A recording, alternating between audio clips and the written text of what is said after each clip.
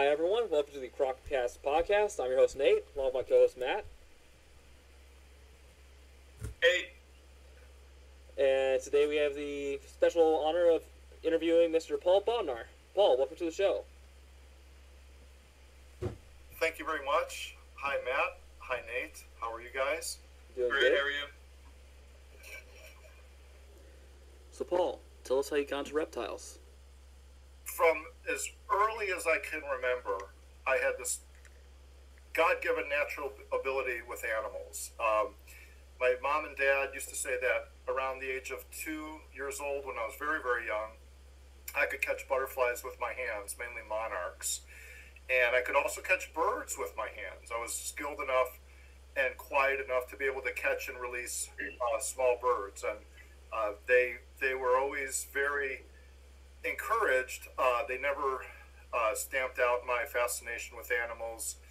So from a very, very early age, I had a interest, and then particularly in the reptiles. I remember being in preschool, so I must have only been, maybe five years old, and we went on a little nature hike in preschool, and the teacher said, "Be careful of walking, you might step on a turtle." And I just remember being so excited to see a turtle at that early age. They fostered the interest. It didn't really start in reptiles. It really started in the birds. And like many kids, I had a parakeet. That actually my older brother bought it, but the parakeet was a little green budgie, and it bonded to me. And my parents said, "Matt, you can get something else. This is Paul's bird." And so I had a parakeet on my shoulder in kindergarten. In fact, right now I've got the door locked because I have eclectus parrots in the house. The males are beautifully green birds about the size of a crow. The females are intense red and blue. They look completely dimorphic, meaning the sexes look different. And this little parrot knows that I'm in here talking, and he wants to join, but you can't understand a word I'll say if he starts getting going, because he'll want to dominate the conversation with his little chatter. Did I something I've noticed with a lot of herpetologists is dinosaurs had a role in getting them into that. Yeah. Did that have any kind of role in getting you into it? It did. It had a huge role. And when I was little, dinosaurs weren't, they were still the lethargic animals that lived in swamps and ate vegetation. And the Tyrannosaurus Rex still, looked like it was walking on high heels. I had all the dinosaur coloring books. I even paid, I was raised in a Catholic school, and I remember some of my friends would have dinosaur coloring books. I would even give them my lunch money to have them rip out pages of their dinosaur books that they had colored. So yes, it started with the interest in reptiles very early on. The first physical animal I was able to have was a parrot. And yes, dinosaurs were always fascinating. We went to the zoo quite often when I was little, and the Natural History Museum here in Cleveland. So yeah, it was something that not only did I have an innate interest in, but I was fortunate to have the experience making things almost the perfect catalyst. One other small thing was there used to be a company called Butterflies and Things up in Parma, and the world's largest insect dealers lived in Ohio, in Parma, Ohio. And I would go early on to their store and get my mom and dad would take me back in 1982. I've got some pictures I could show you, or some insects I could show you back from 1982. They're these giant phasmid walking in sticks from Malaysia. And for my birthdays and holidays like Christmas, I would get a different gigantic insect that was pinned on a case in a frame from all over the world.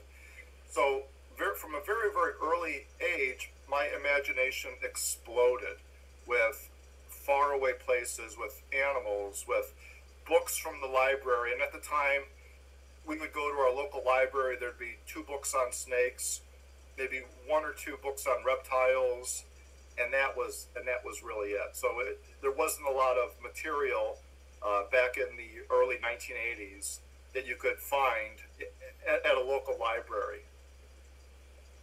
And what another thing too is a lot of like people who are into like snakes and stuff like that. Like their first snake was a garter snake. What was your first snake? My first snake was a corn snake. It was an Okatee corn snake. Back in I think it was late 1970s, 1976.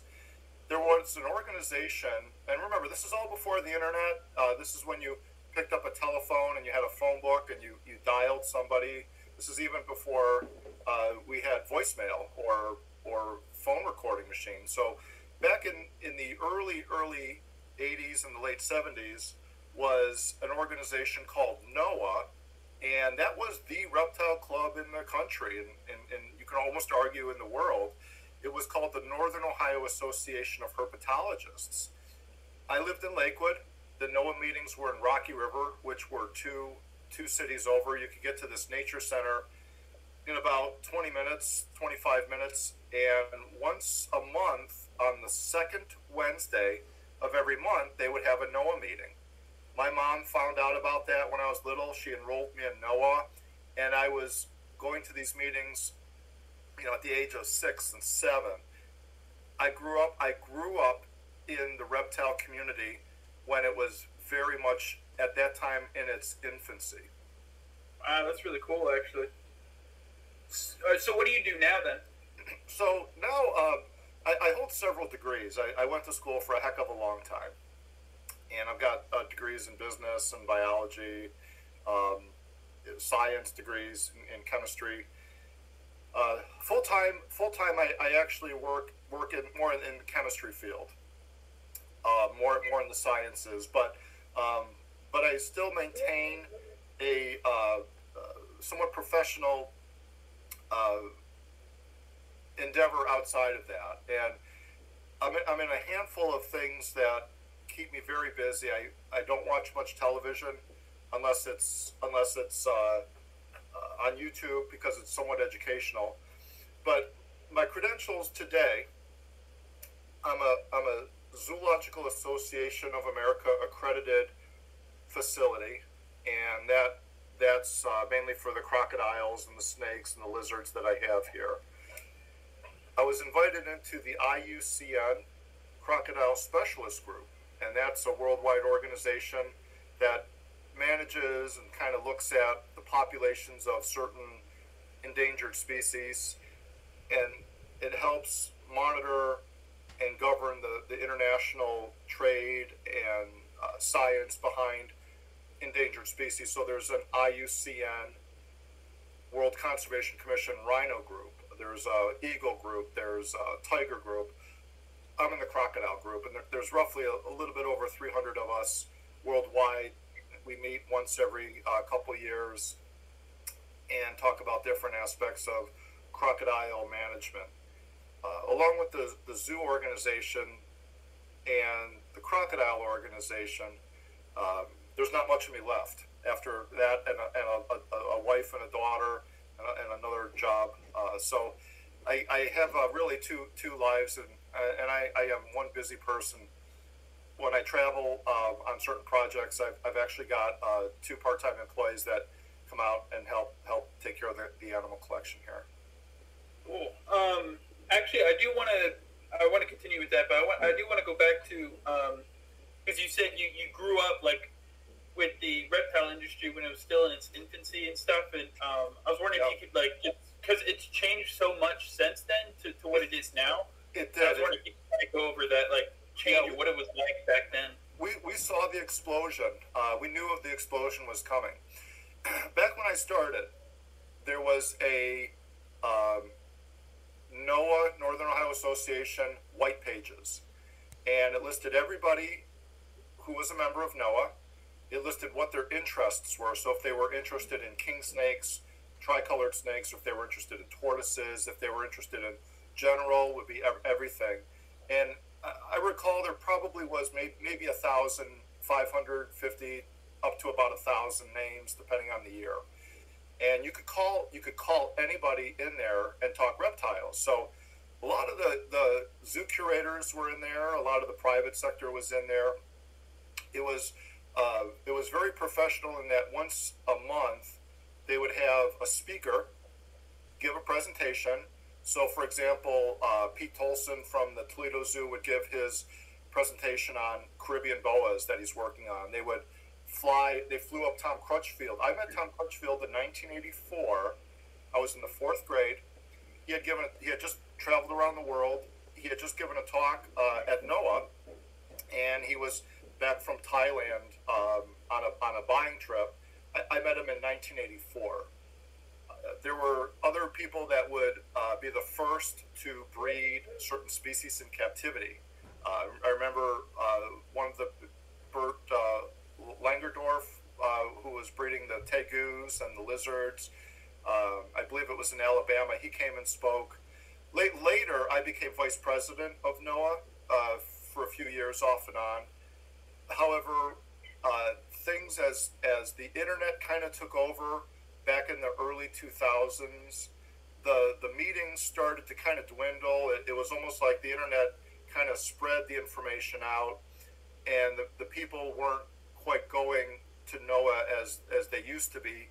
There were some internal politics then that kind of fueled the end of NOAA, and like anything, you really don't see the reptile clubs all that much dominating the industry. What you kind of have is you kind of have a dilution of knowledge. You have a lot of interest, but you have a dilution of real deep knowledge, and that's kind of a little bit unfortunate. So back then it was people that were more focused and dedicated on the science and the biology of these animals, whereas today a lot of keepers don't do field work. They don't go out in the field. They don't understand how these animals exist in the wild.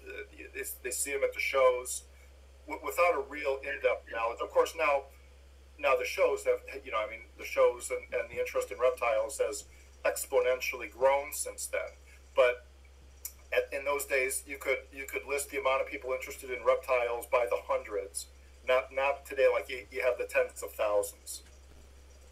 I think that's interesting because it's like I noticed that a lot in with just people who own dogs. Like, I know people who get like dogs and they have no idea anything about the dog breed, and because certain dog breeds just are different from others, and you have to take care of them differently. And, right. And they get dog breeds that are not like, I have a friend who lives in an apartment and got a border collie.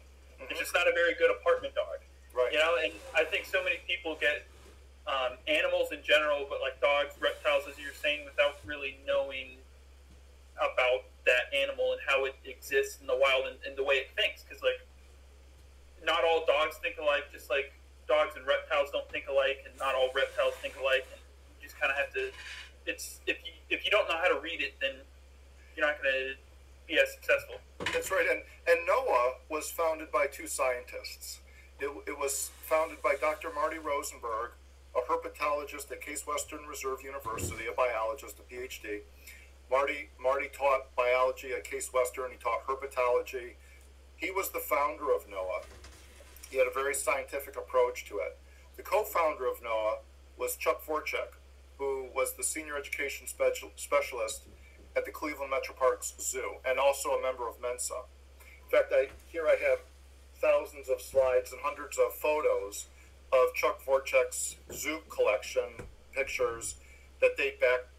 Actually, he collected them as early on as the late 1800s. I've got over 100 years of vintage zoo pictures from all over the world. It's terrific. I've got to start a book on that one of these days so I can share this with the world.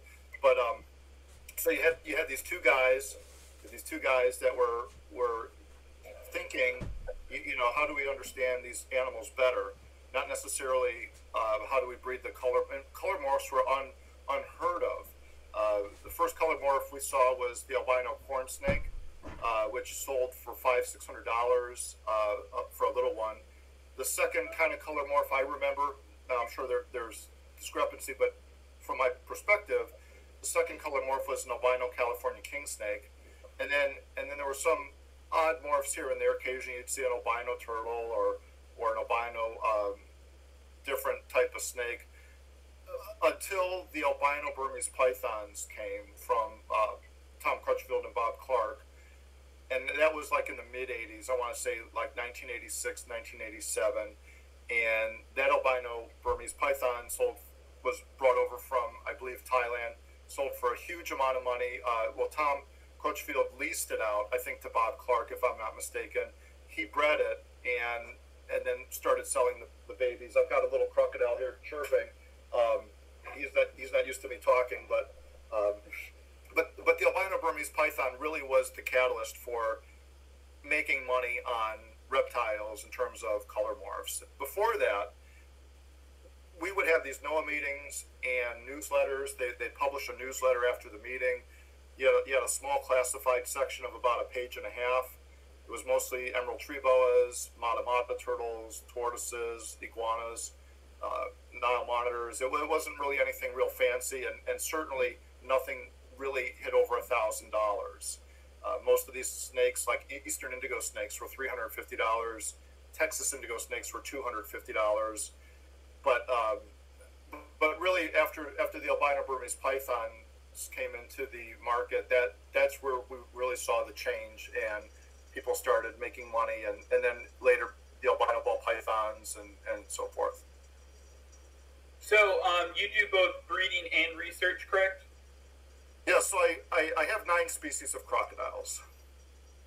I have several hundred snakes and a variety of tortoises, from the radiated tortoises on upwards to the Galapagos. About most of my crocodiles, my larger crocodiles, are outsourced in the zoo community, and the babies are here. Speaking of the zoo community, have you ever worked in a zoo before? I did. I was officially the longest intern at the Cleveland Zoo. I think I was there for 5 years through college. I worked in the rainforest. Cleveland Zoo is one portion. It's a great zoo. It's got different management now, and they've really added big mammals, which I get a little bit bored with. At one time, you had all sorts of species of birds and all the variety of the little things. I find that much more interesting than bulldozing everything and having 3 elephants. But they have a terrific zoo still, nonetheless. World class. It takes a whole day to get through the zoo. And on the other side of the parking lot is a rainforest building that was built in the late 80s for a cost of $30 million. And it's an acre on top of an acre as far as internally. So it takes about an hour and a half to 2 hours to get through the rainforest. I was taking care of all of the animals on the first level, and that included a beautiful pair of American crocodiles. The male was stunning. He was from Colombia. He was a bright yellow and black crocodile, very unusual, but he was beautiful.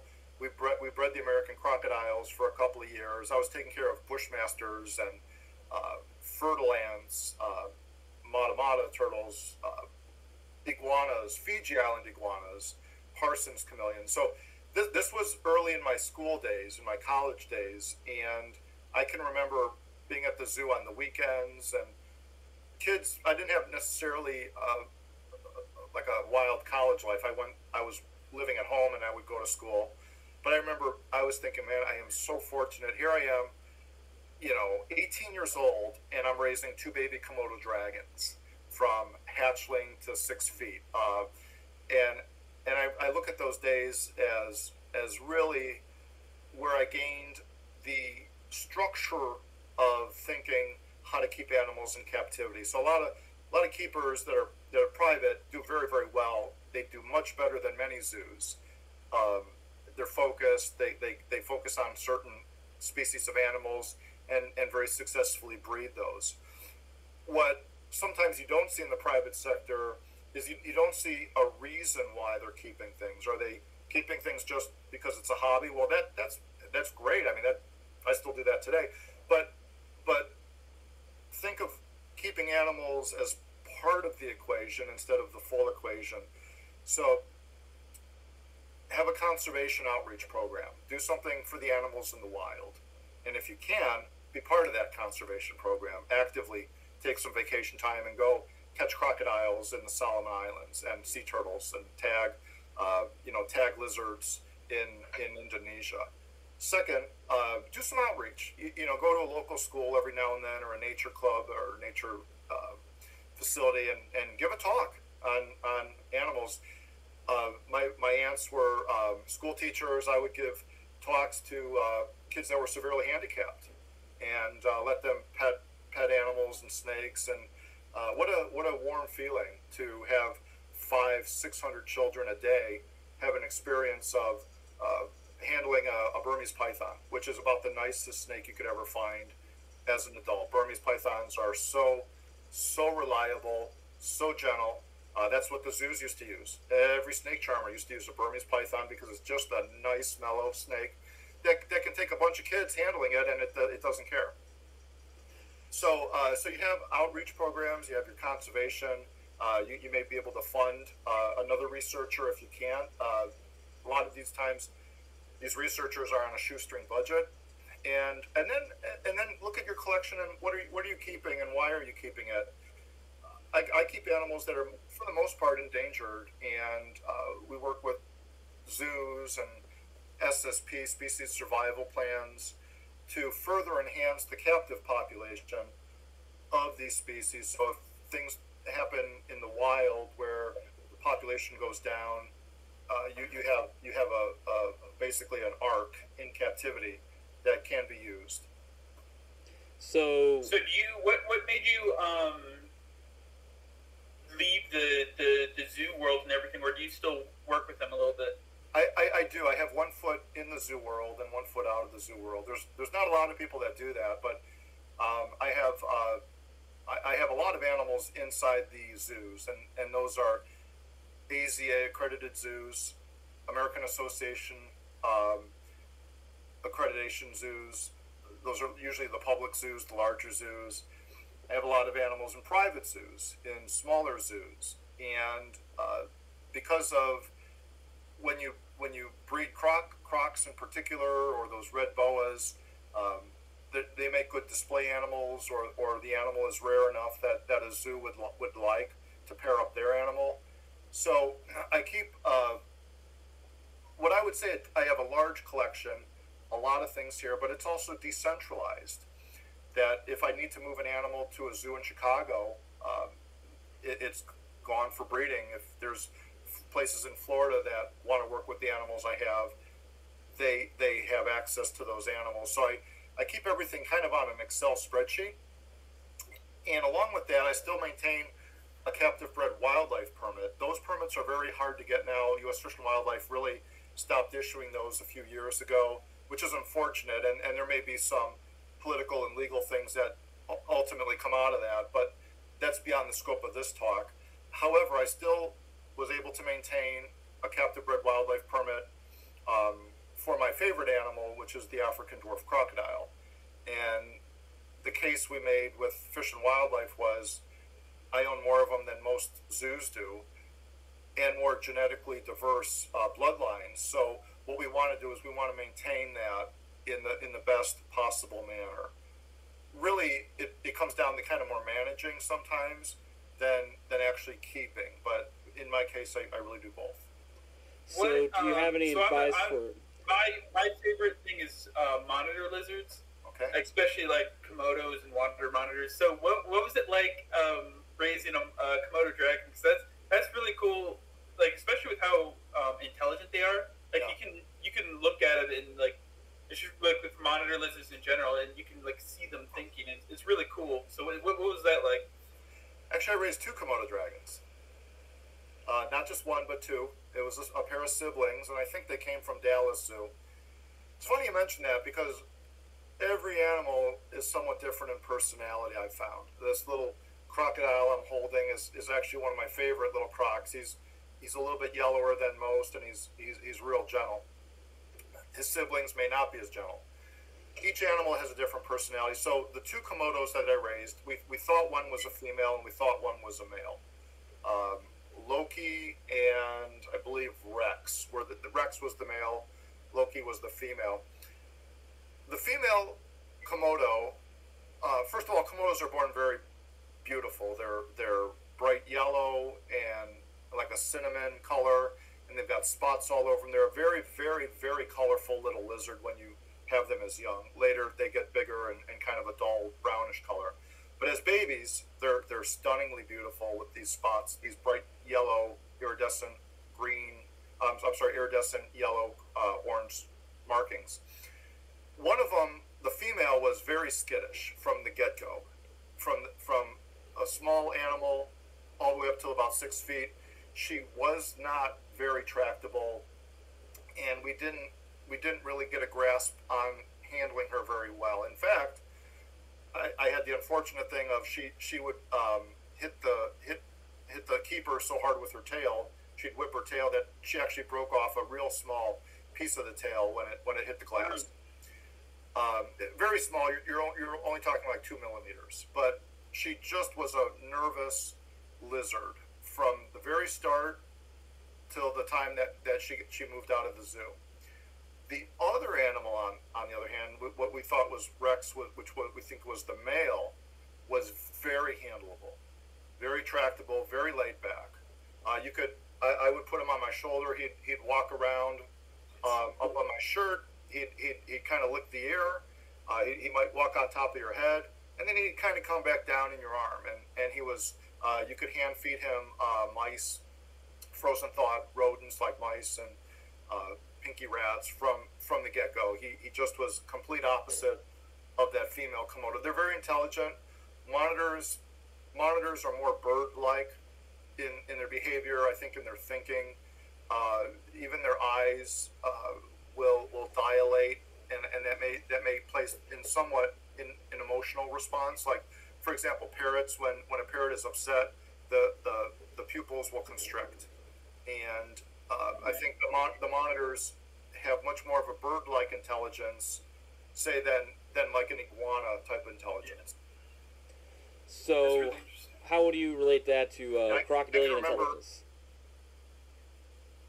Well, crocs are a whole different story now. Crocs are archosaurs.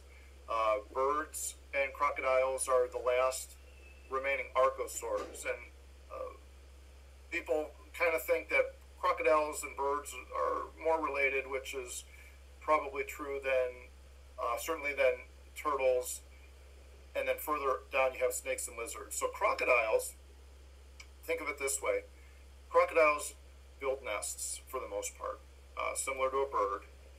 They have an elongated air canal, like birds do. They have a muscular gizzard. They have a complete separation of ventricles in the heart. They have a 4-chambered heart, like a bird does. They have a social behavior. They have a pecking order. I'll get a hatchlings, 20, 30 hatchlings from maybe crocs over down in Florida, and inevitably you'll find a few that will be a lot larger.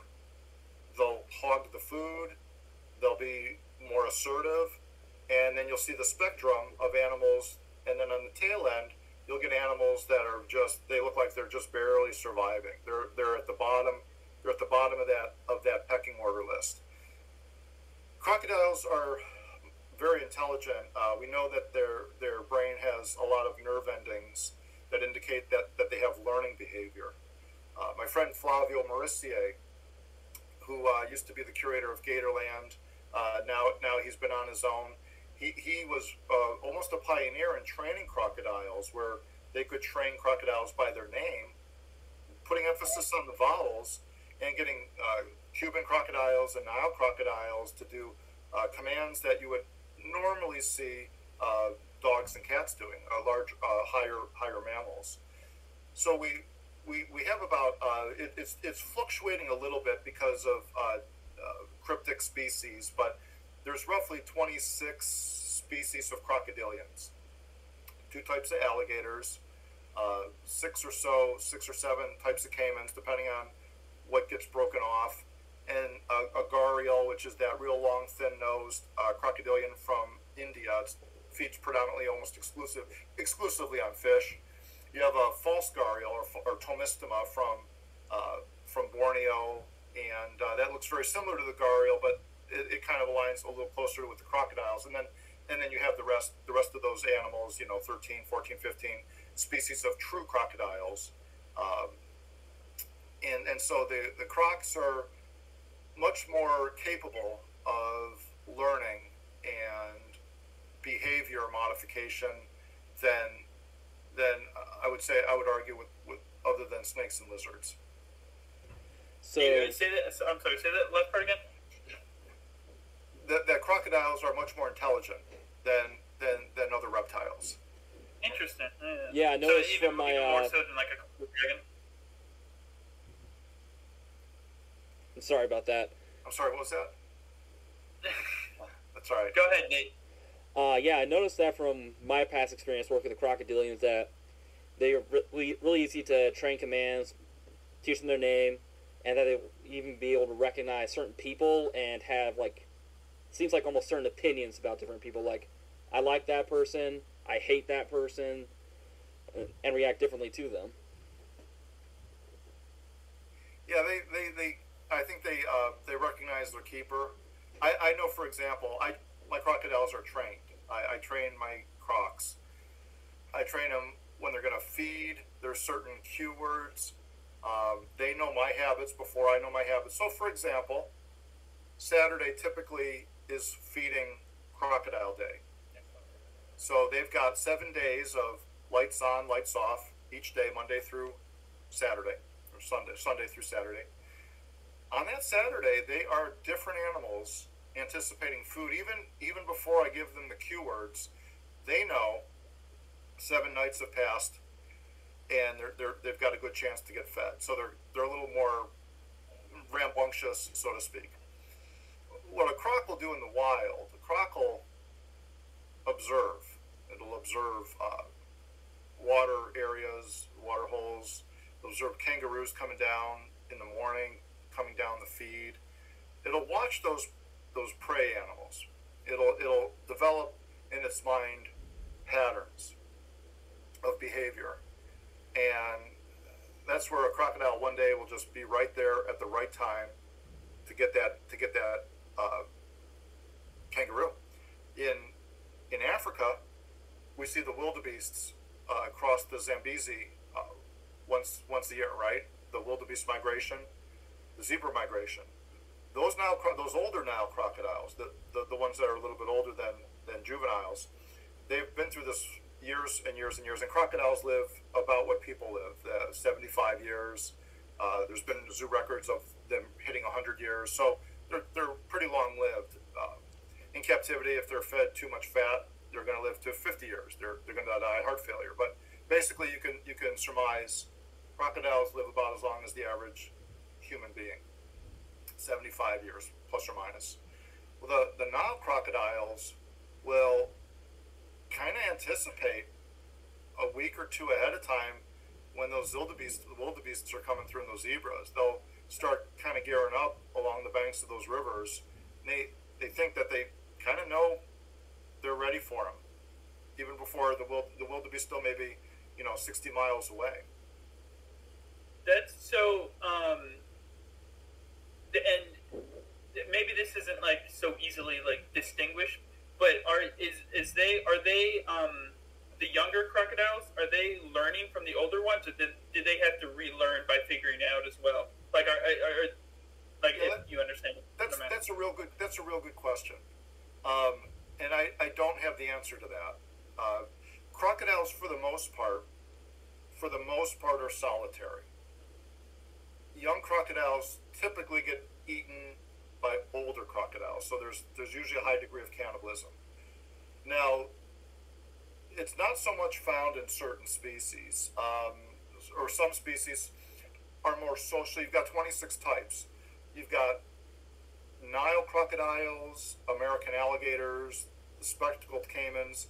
On one end of the spectrum are very, very social crocodilians to their own species. You'll find congregations of hundreds or thousands of caimans. Alligators are the social butterfly of their world. Nile crocodiles have a pecking order, and they congregate to get those wildebeests. So certain species are more social than others. On the opposite side of the spectrum, you have things like Chinese alligators. The Chinese alligator species is a very antisocial little crocodilian. You can pair them up, but they beat each other up. You get eggs, and in the wild, they're kind of either found in pairs or singly. African dwarf crocodiles are usually only found in pairs. If you keep two females together, they'll kill each other. There's a spectrum of crocodile social behavior, and it kind of is varied. Yes, I do think that in the wild, some of the more social crocodilians observe and see what their other crocodilians are doing, and they learn from that, because there is a pecking order. So even in this African migration, the larger bull crocs get the first crack at any food, and then it goes down to the lower status animals. Do you find more cannibalism in less social crocodiles, or more cannibalism and less social crocodiles, and less cannibalism and more social crocodiles, or is it kind of like flat across the board? Yeah, I think usually any large crocodile will eat a smaller crocodile, and it's a broad question. Is it more or less? Well, there's a lot of factors that can contribute. It can be lack of food resources. It can be water levels, that babies are more dispersed. It can be genetics. We find in crocodilians there's a genetic difference between. So 2 weeks ago, I'm in the Everglades tagging baby American crocodiles with the University of Florida, right? I put some great photos on Facebook, and we tagged, maybe 120, 130 hatchling crocodiles. Within separate nests, you get differences in behavior, which is genetic. You can grab a nest of hatchlings and tag them, and they're all fat and happy and easygoing, and you go downstream a quarter mile and you grab another nest. Each one of those babies will bite you. Male crocs show big differences in behavior. Big dominant males usually kind of mellow out when they're really, really big, but the up-and-coming males might be much more aggressive. They're trying to find their territory and their space, and they've got to kind of fight for what they have. So you see differences in behavior not only genetically in crocodile populations. You see it in males, females, size and age. So they're fairly complex animals, somewhat genetic, somewhat environmental on how they behave. Something I read was that certain populations of salamanders, they're called Borman teeth, which are like kind of dormant fangs in the back of their throat, I guess. And in times of, I don't know if it's just the larva or if it's even when they're in their terrestrial phase or more terrestrial phase, that when there's scarce resources, those Borman teeth will grow out the fangs and they'll cannibalize another salamanders. But if they do that, they end up getting like ostracized from the group. I was wondering if you've ever I'm guessing that doesn't occur in crocodilians at all. In crocodilians, in large crocodiles, most of the food that they eat is stored as fat. It's stored in the tail. The tail holds a lot of fat.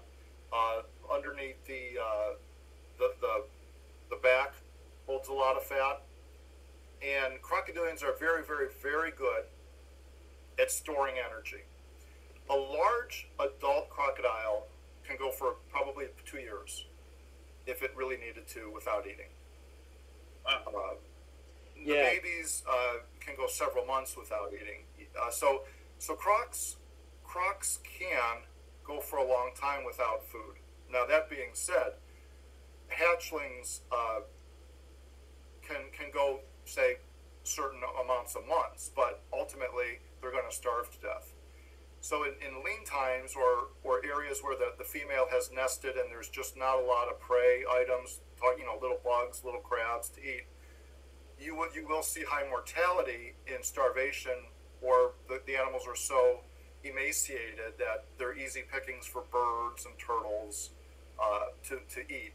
When crocodiles lay their eggs, clutches are either crocodiles, depending on the species, they'll build a mound of vegetation, or they'll dig a hole in the sand. They'll either lay sand, like Nile crocs will simply lay their eggs and deposit them in the sand like sea turtles do, whereas the saltwater crocodile will build a gigantic mound of vegetation and put the eggs in. The hatchlings generally have about a 1 in 50 chance of surviving. That's kind of the thought behind it. That's a very broad statement. In protected areas, like for example, the areas in Florida where we were looking at the American crocodiles in the Everglades, there's no predation by humans. They're all on protected land. Anything that's going to eat them is going to be like a tarpon or a heron or an egret. And we see that actually the population about 15 out of 100 crocodiles survive. So that's actually much higher. So crocodiles, when the eggs are laid and when the hatchlings come, they're like sea turtles. They're going to face a high mortality rate, and the odds are, for instance, in sea turtles, 1 in 70 sea turtle will make it, but it'll be just enough for that population to keep growing over time. Crocs, chameleons, a lot of snakes, a lot of reptiles are the same way. It's a numbers game. It's not emotional. It's how many can make it to survive to adulthood, and can they kind of beat the odds. So that difference in nesting behavior, is that more of something you notice in habitat, or is that more of a species thing? Well, that's a great question. It's species related. However, I'm going to circle back to this Everglades scenario.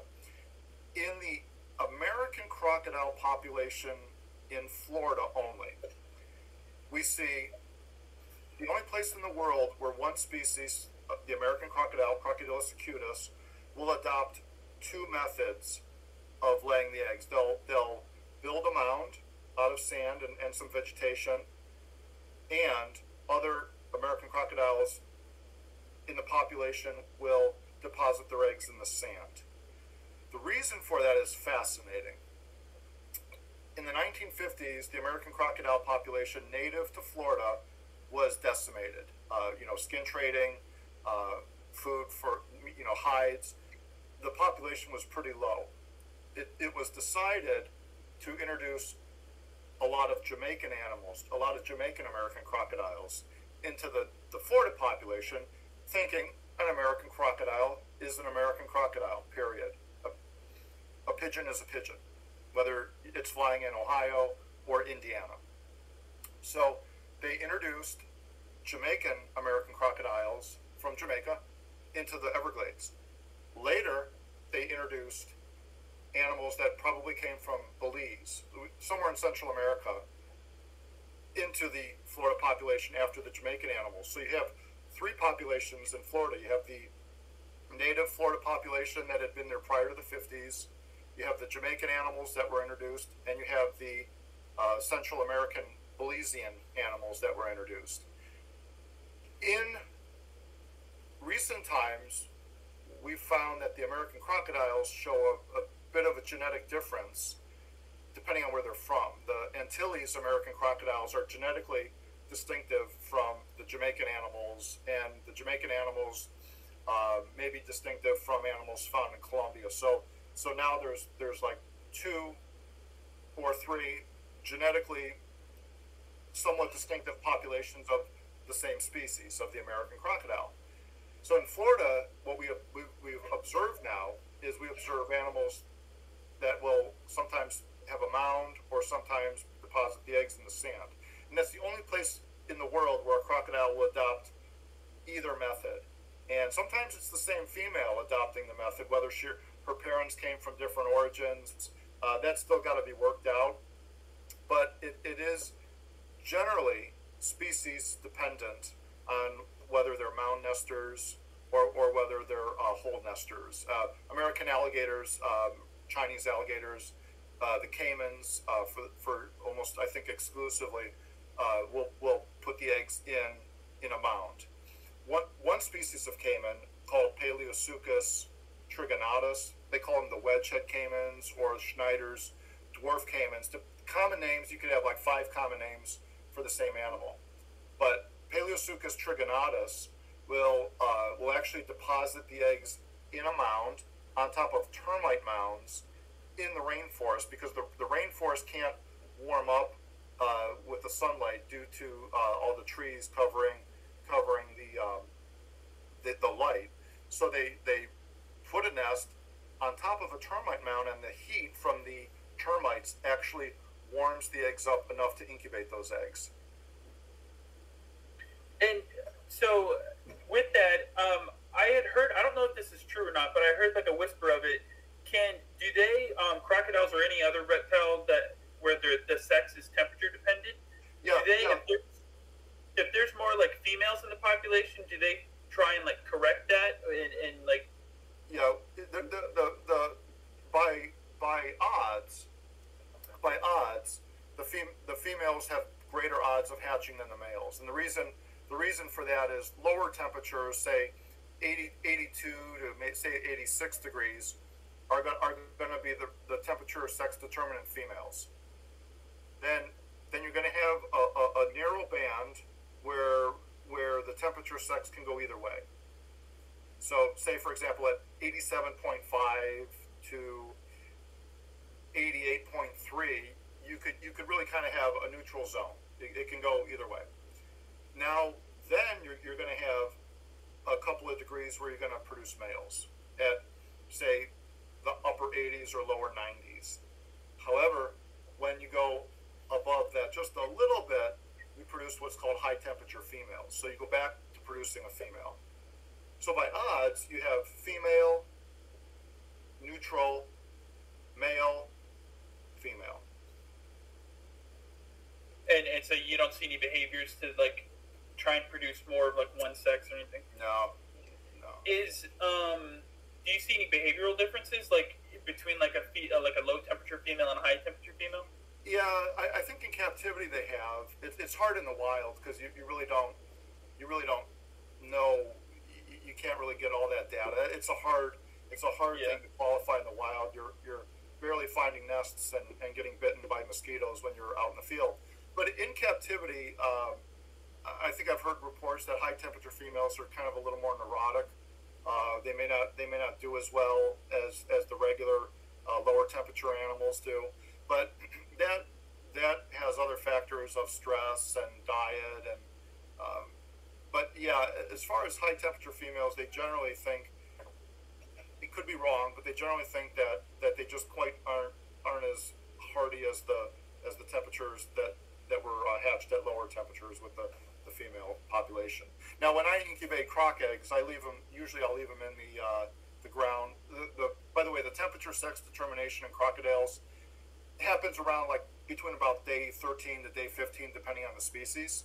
So if you have an egg freshly laid around 2 weeks, the end of that 2 weeks is when you're going to get your male or female determination.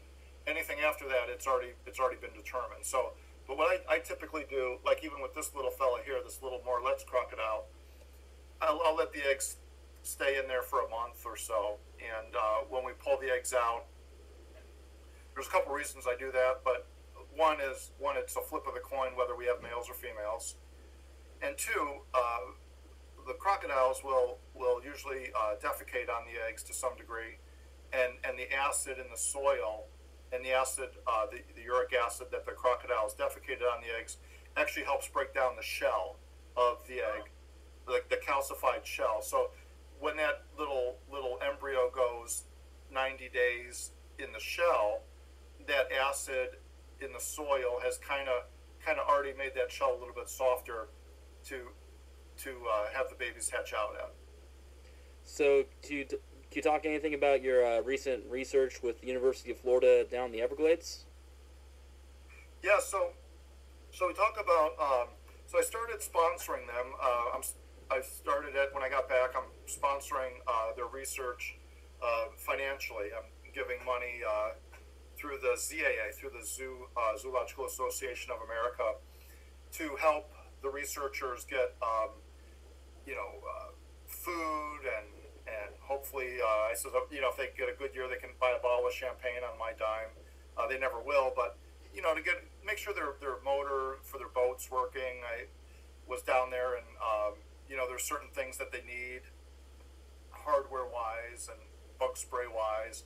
So I'm financially committing to a year support to help the project. Probably I'll support them for several years, but we're going to support them for 1 year, and that's through the ZAA. I'm giving money through the ZAA, which goes to the university. That is really that's really a fun project because it's within the United States, and given COVID, you don't have the limitations of trying to fly out of the country. You hop on a flight straight down to Miami, and within 3 hours you're in Florida. Second, it's a species that even though they're not endangered, they're still kind of threatened and vulnerable, and that gives some credibility for the ZAA to get in good with Fish and Wildlife, as well as the Florida government. And then finally, it's a heck of a lot of fun. The researchers are generally master students in biology or PhD level in biology. The exhilaration of here's how it kind of goes. We get on the boat at about 3 o'clock in the afternoon. We get out to the islands about an hour later, and we stay out till about 4 in the morning, working straight through, finding as many crocodiles with spotlights as we can, recording all the data, recording where the nests are, recording the weights, the measurements of the hatchlings, clipping the scales on the tail so we can identify later on what number that is. Basically, you have three different areas on the tail, and depending on how you clip each scale, you can go up to like over 10,000 number. Based off the pattern of how you clip the little scoops. It doesn't hurt the animal. But that project has been going on for over 40 years. And they've been able to track animals that are now 20, 30, 40 years old. And they've seen the population grow. So it's really crocodiles are somewhat of an indicator species. You can look at organochlorines in the blood to determine pesticide and pollution levels in South Florida because they eat, live, breathe. Their whole life cycle is in the water. So they're somewhat of an indication species. I chose crocodiles, one, because not a lot of people think they're charismatic overall. The bald eagle is always going to get support. The Florida panther is going to get attention. If you're in China, everybody loves the panda bear. And, the American crocodile, there's, I love them, but there's not people in line waiting to go study these. Although when I got back, I got hit up with half a dozen friends on Facebook wanting to go next year. Some of them asking, hey, can we? Yeah, and they said, hey, and I says, well, we can talk about it, but out of that 6 people, I'd be lucky if one actually comes through next year. That's one thing that I like about reptiles. I tell people that I like about it, and it's you can definitely see it with crocodilians and stuff. Is that reptiles, like in general, they look like they're like mean or they're angry or whatever, but they're so, especially with crocodiles, like they're so chill. Like I live down in South Florida and I go to the Everglades all the time, and I mean I see I'll just sleep in my car and I'll get up in the morning and bike down like the dirt roads and stuff, and there's alligators all along the side. And it's really, you can get right up next to them, and they're just kind of. So for your listeners, to see actual American crocodiles in the United States, they want to go to Flamingo Bay Marina in the Everglades. 90% of the diet of American crocodiles is fish. Also, American crocodiles have killed people further in their range in the Caribbean and Central and South America. However, American crocodiles in the last 200 years have never killed a person on the continental United States from that Florida population. Prior to the 200 years, there was one person that died, and the reason they died was they found an adult male American crocodile on a beach. They thought it was dead. They kicked it, and the American crocodile turned around and whacked them. I don't have much sympathy. I have crocodile tears for that person. But the Flamingo Bay in the Everglades, south of Homestead, it's about a 45, 50-minute drive south of Homestead. You go in the Everglades National Park. There's a marina, and you can rent canoes, you can rent kayaks, you can actually rent a houseboat for $300 a night, or you can actually rent tents there for $50 a night, and they have electricity in the tents. You get a cot for another $20, and you get a fan, and the tents are beautiful. They're all on a deck, and there's a hot and cold shower along with restrooms and running water for $50 a night. It's not too bad. But you will see American crocodiles in the marina, and there's a bait station on one side of the marina, and there's generally an adult pair of crocodiles. The male is called Gummy. He's missing part of his lower jaw. He's about a 10 to 11 foot male croc, and then the female is a little bit. All female crocodiles are smaller than males. So if a male is like a Nile croc is 14 feet, the females are usually going to get like 8 to 9 feet. So the female American crocodile that hangs out at the marina with Gummy she's closer to 7 feet. I was taking a lot of drone photos at eye level with the camera, only about 3 feet high, and a lot of camera pictures. I was only 5 to 6 feet away from either of those crocs. They're not going to hurt you as long as you give them a little bit of space, and 6 feet of space is plenty for those particular animals. When you rent a canoe, you can go canoeing through the canals, and American crocodiles will be swimming or on the bank of the canoe or on the banks of the river. They won't hurt you. You have more of a chance of getting bit by a dog in your neighborhood than any encounter with those American crocodiles down there. Now, alligators, you can kind of see alligators in many places in the U.S., but the actual crocodile is very localized, and many of the populations of the crocodiles in Florida are on federally protected land, or they're so far out in the Keys you need a boat to get there, and it might take you a half an hour to an hour, and then even then you've got to kind of know where they're at. But for the general public to actually come across an American crocodile in person, you have about a 90% chance anytime you're down in that Flamingo Bay Marina to see one of several American local crocodile residents. So I'm more of a lizard and snake guy. So I actually don't know this. So for the listeners too, are the American crocodiles, are they native to America, or were they introduced? They are native to Florida. Okay, yeah. So the American crocodile is native. The range, the very southern tip of Florida and the Keys, is the northernmost part of their range. Then they come all the way through the Caribbean because they're truly a saltwater species. They can survive saltwater and open ocean, although they prefer brackish water. The crocodiles have glands in their tongue that allows them to do what's called osmoregulation, meaning they can excrete concentrated salt out of their bodies, which gives them the ability to live in salty environments because they can remove the excess salt. Alligators don't really necessarily have that, or to a limited degree. That's why you see alligators in fresh water. An alligator can live in salt water to a degree, but ultimately it will die in long-term exposure to salt water. Crocodiles, the American crocodiles and other species of crocodiles, are usually much more adept to living in pure saline environments. So the Homestead area, the Keys, and the surrounding area to around the Key Biscayne to Key West is the northernmost population of American crocodiles, and then they're found all throughout the Caribbean, Cuba, Jamaica, Hispaniola, all the islands in the Caribbean. They're found throughout Mexico on the Atlantic portion. So they come all the way down, and then they're found down to Colombia, and possibly maybe Venezuela.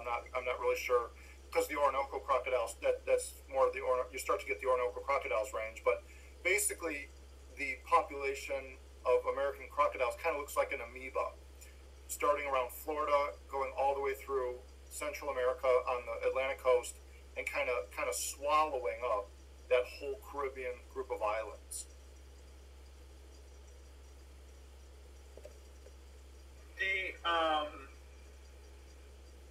So that gland in their tongue, that absorbs the salt out of the water, and then they can expel it out of the gland? Well, the crocodiles will absorb salt when they're eating fish or prey in the salt water, or they'll simply swallow salt water as they're eating their food. Now they have a valve that shuts off the flow of water, so they're not drowning. And one minor difference between alligators and crocodiles is crocodiles don't have tongues.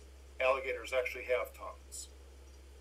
But crocodiles have a gular pouch, and so when they're eating, when they're swimming, occasionally salt water gets in their body.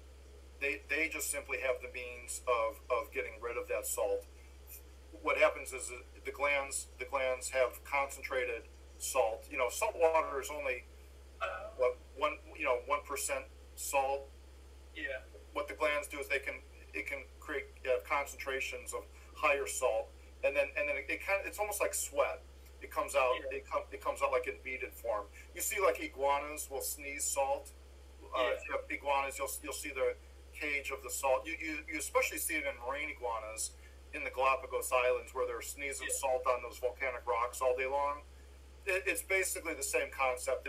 It's a way for the reptile to get rid of the salt. Sea turtles will excrete it through their tears. We pee it out, in some cases. But that's the reason why the American crocodile can inhabit more oceanic and brackish areas than the alligators, the caimans. Because they come in contact with caimans as well. That there's other species. In the New World, there's actually 4 types of crocodiles. The American crocodile, found in that whole region. The Morlet's crocodile, which I have here, known as the Mexican crocodile, that'll be found in the Yucatan Peninsula, about 60 miles from the Texas border. So the Morlet's crocodile actually kind of has the niche of the American alligator, but in Mexico. They're more of a marsh, pond, lake animal, where the Americans are a little more coastal. But now we're actually, because of human pressure, we're actually seeing American crocodiles move in to the Morlet's region, and they freely interbreed. Crocs will interbreed with other species of crocs. And then you have the Cuban crocodile in the Zapata Swamp region and the Isle of Pines in Cuba. That is a very, very restrictive range. Those are considered not only the smartest of all the crocodilians, but they're certainly the most powerful crocodile for its size. And then you have the Orinoco crocodile, which looks very similar to the American crocodile, only that they're a little bit lighter usually in color, and they're very restricted to the Orinoco Delta down in South America. So you have 4 different types of crocodiles, 1 species of alligator, the American alligator, and then you have 6 species of caimans in the New World. The black caiman, which gets gigantic, it gets 18 feet. Black caimans will kill people and eat them. They look a lot like American alligators. They're found in Guyana, Brazil. You have the spectacled caiman, the Yukari caiman, the smooth-fronted caiman, or Schneider's dwarf caiman, the Paleosuchus trigonatus, the dwarf caiman, the Paleosuchus palpebrosus, and then you have the broad-snouted caiman, which is Caiman laterostris.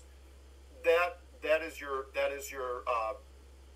whole group in the U.S. You have a brown caiman, which is an offshoot of the spectacled caiman called Caiman fuscus, and there's one caiman that may be its own species coming up, called Caiman apoparensis. It has a more of a narrow jaw than the other caimans do. It kind of looks like a crocodile almost. It kind of has yet to be described officially. They know it's there. They know it's different. The scientists do. They just haven't really identified and separated it out formally. But that you may see that coming up in future years. Is that because, is that something they recently discovered was there, or did they recently discover it was different? And is it like genetically or morphologically, or? It's genetically and morphologically different. So the DNA is different. You can go back to the books on the 1950s even, and they'll say the Apoporensis caiman is different. Like recently, they split the African dwarf crocodiles up. I have both species here. I knew early on that they were different species, and science, because of funding, because of interest, because of permits, because you got to get into these countries that sometimes are very, very difficult to work in. I mean, when was the last time someone volunteered to work in the Congo and say, hey, I'm gonna spend $40,000 identifying a crocodile in the Congo that may be unique. So there's challenges for science to kind of catch up.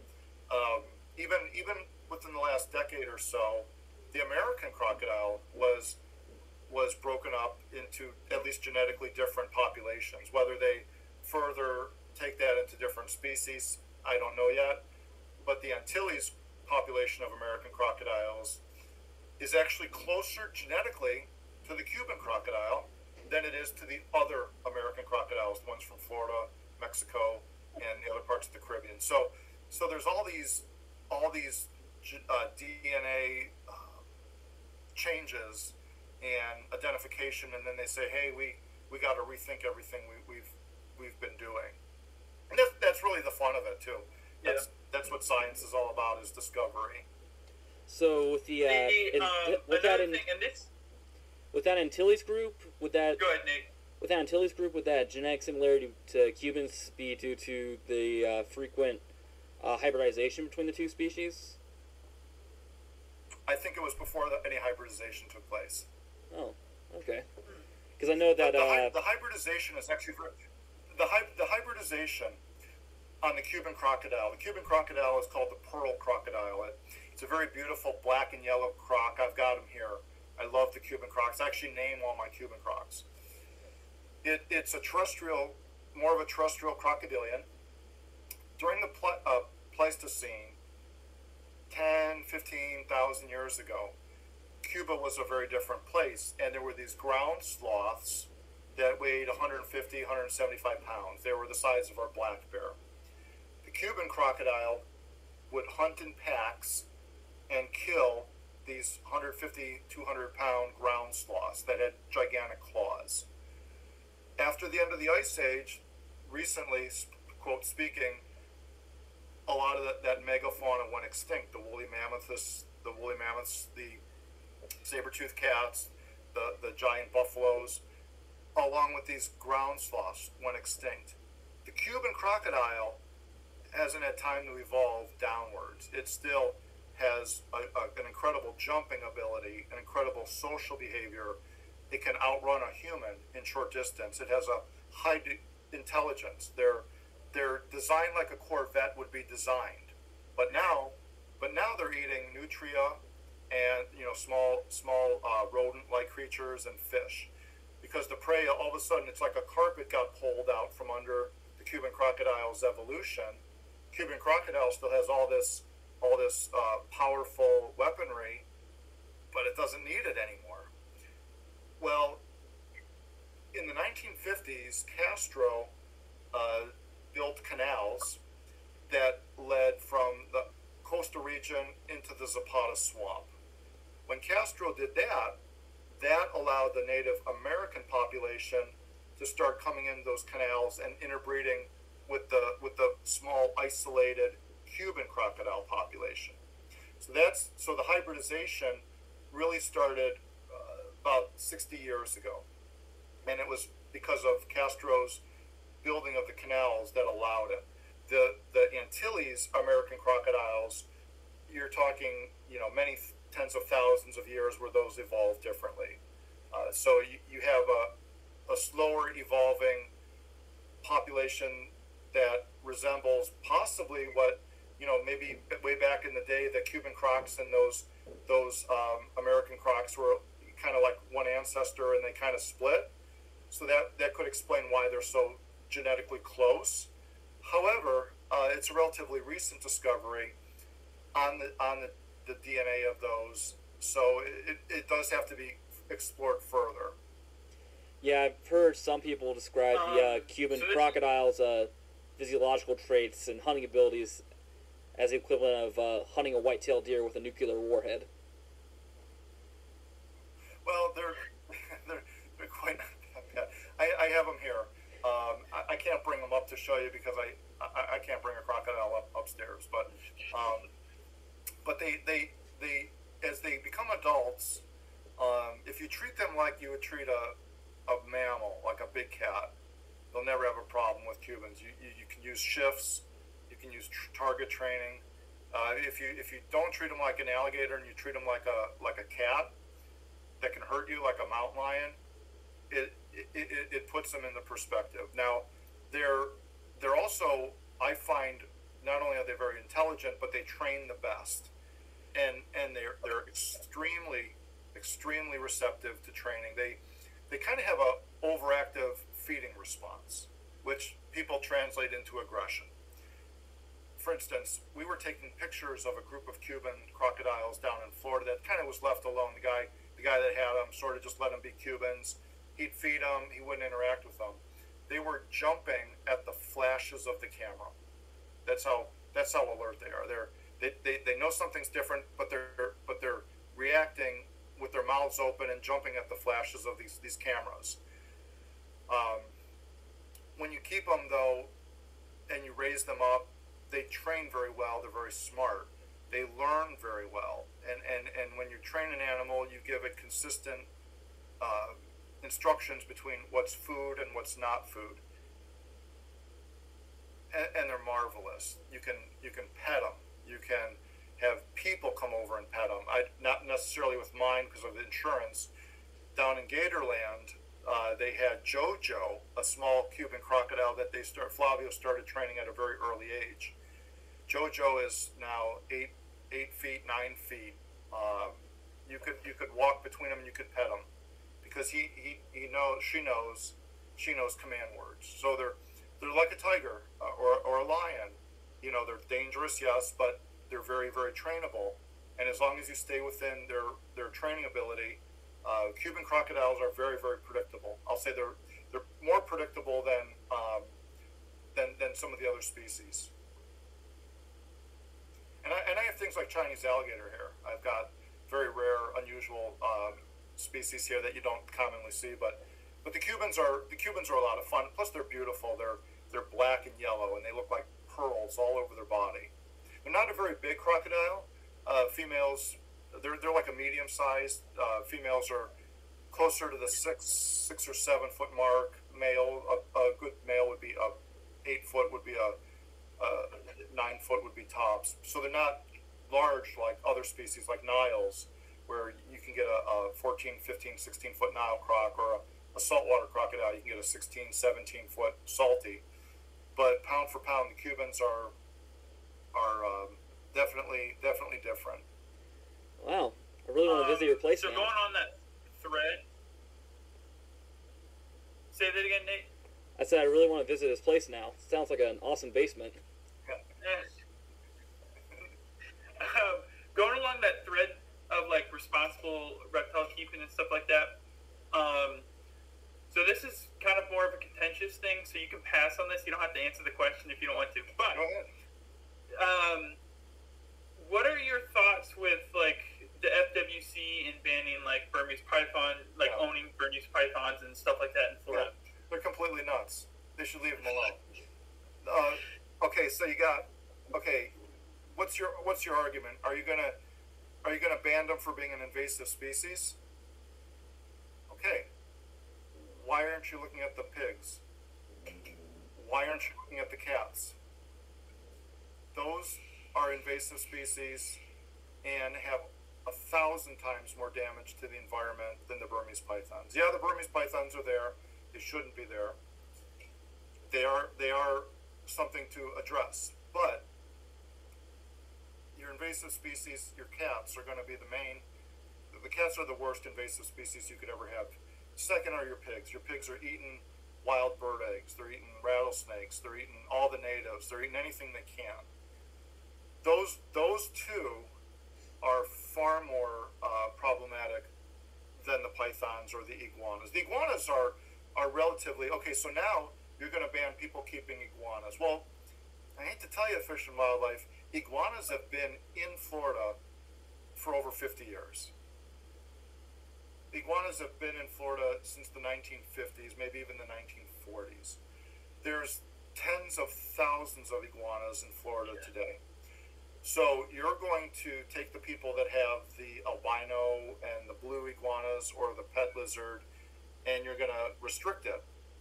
Okay, you've restricted 0.0000001% of the iguanas. You haven't touched the wild population. So a lot of these restrictions they're politically driven. There's probably money, there's probably funding, there's special interest groups in them.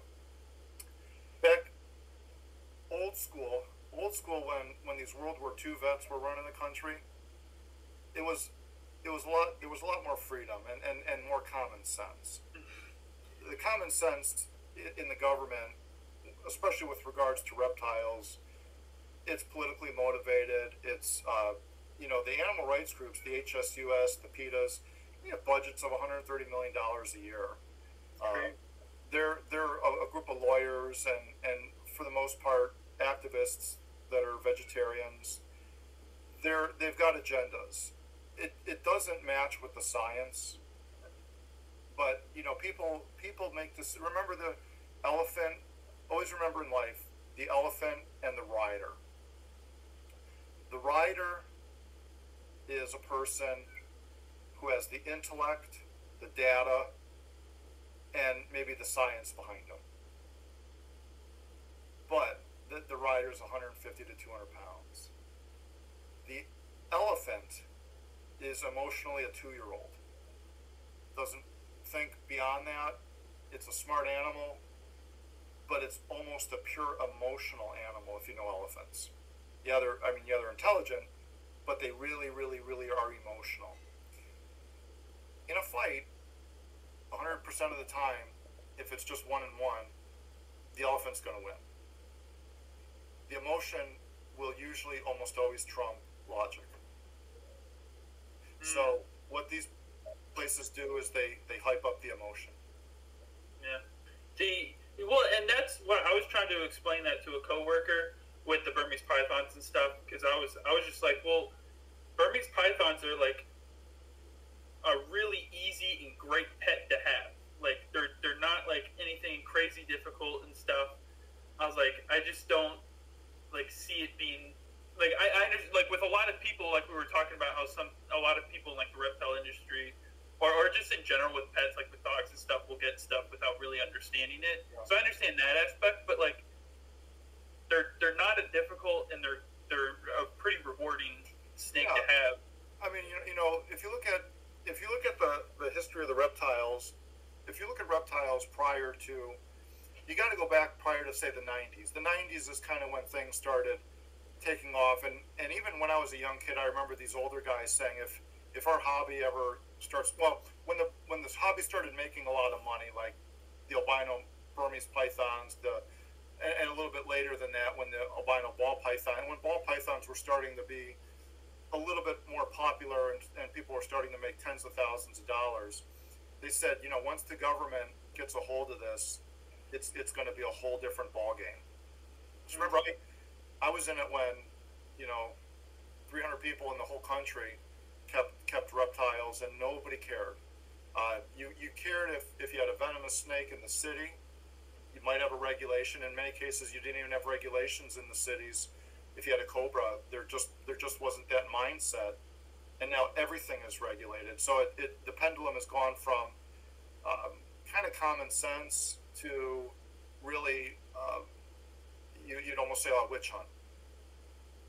Yeah, that's what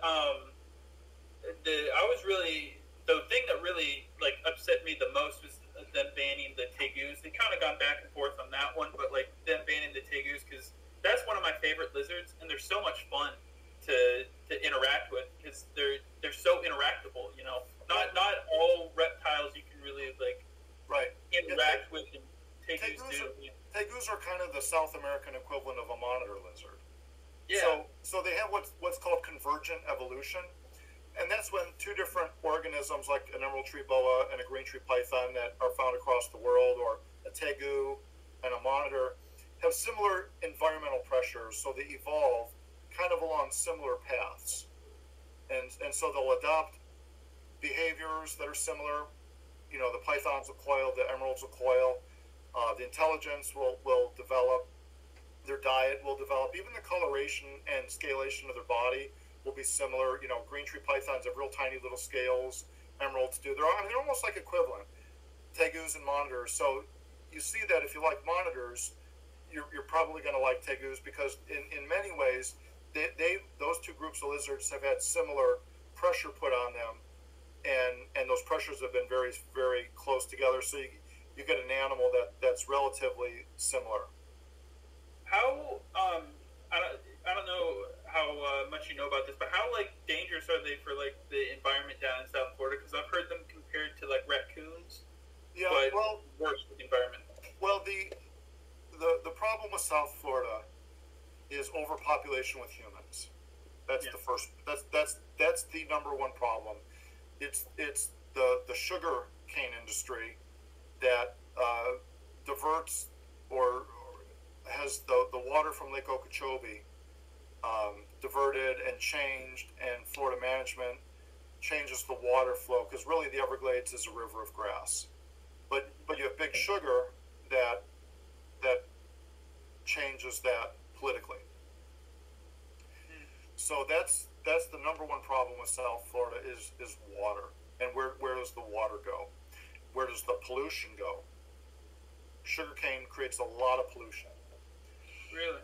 It absolutely does. Look up if you get a chance, you can YouTube South Florida sugar industry and problems. So it's a big issue because Lake Okeechobee and the water and the rain come down, and that river of grass really is what keeps the Everglades going. Now, when you start moving that water around and feeding it to crops, and of course Miami and Fort Lauderdale's population, we know how fast Florida's growing. You're creating phosphates in the water. You're creating pollution in the water. Putting fertilizers in the water. You're putting too much nutrition in the water, and that's disrupting the ecosystem. So population, industry is probably 97% of the main issues. Then you have cats, invasive cats. You have the hogs, the invasive pigs that eat up a large portion of the native wildlife. Now, I'm not denying that Burmese pythons should not belong. They absolutely should not belong in the Florida Everglades, nor should the tegus, nor should the Nile monitors. In fact, nor should even the veiled chameleons that have about as much environmental impact as a puff of smoke while you're on the middle of Lake Erie. They don't really impact the wild, but they don't belong there. However, there's so many animals in the last 200 years that don't belong in the United States that the honeybee is an invasive species. Yeah. The Carolina parakeet, which went extinct, it was the country's only native parakeet. There was a beautiful little Carolina parakeet. They looked like gold lorikeets. They went extinct, and they didn't really necessarily go extinct from overhunting. Hunting pressure put pressure on them. What they actually went extinct was the introduction of the European honeybee during the settlers' time. The honeybees utilized all the areas where the parakeets would nest, and so in these trees where the parakeets would be able to lay their eggs and nest are now full of honeybees, and so that put pressure on the population of those parakeets, which ultimately led to their extinction. Now, farmers killed droves of them too, which didn't help. But usually when a population crashes, in in in studying the ecology, it's generally not one thing. It's generally a few factors, but usually you can look at one or two of those factors as being the main cause. That's really interesting. So, wow, I didn't know. I actually just saw a hog this weekend down in Florida. I was herping and stuff, and I saw a hog and a fox like within like 20 meters of each other, like 2 seconds apart. Yeah. And For example, the eastern diamondback rattlesnake. It's not a snake your average person really likes, right? I mean, it's a rattlesnake, and you know, Joe from Buffalo, New York, that moved down to Florida, does not want a rattlesnake near his property with his wife and kids, or his wife and dog. So when people move in, they kill rattlesnakes, they kill venomous snakes. Snakes move out. Understandable. When native hogs move into an area, they don't necessarily have to be in urban environments. They go everywhere.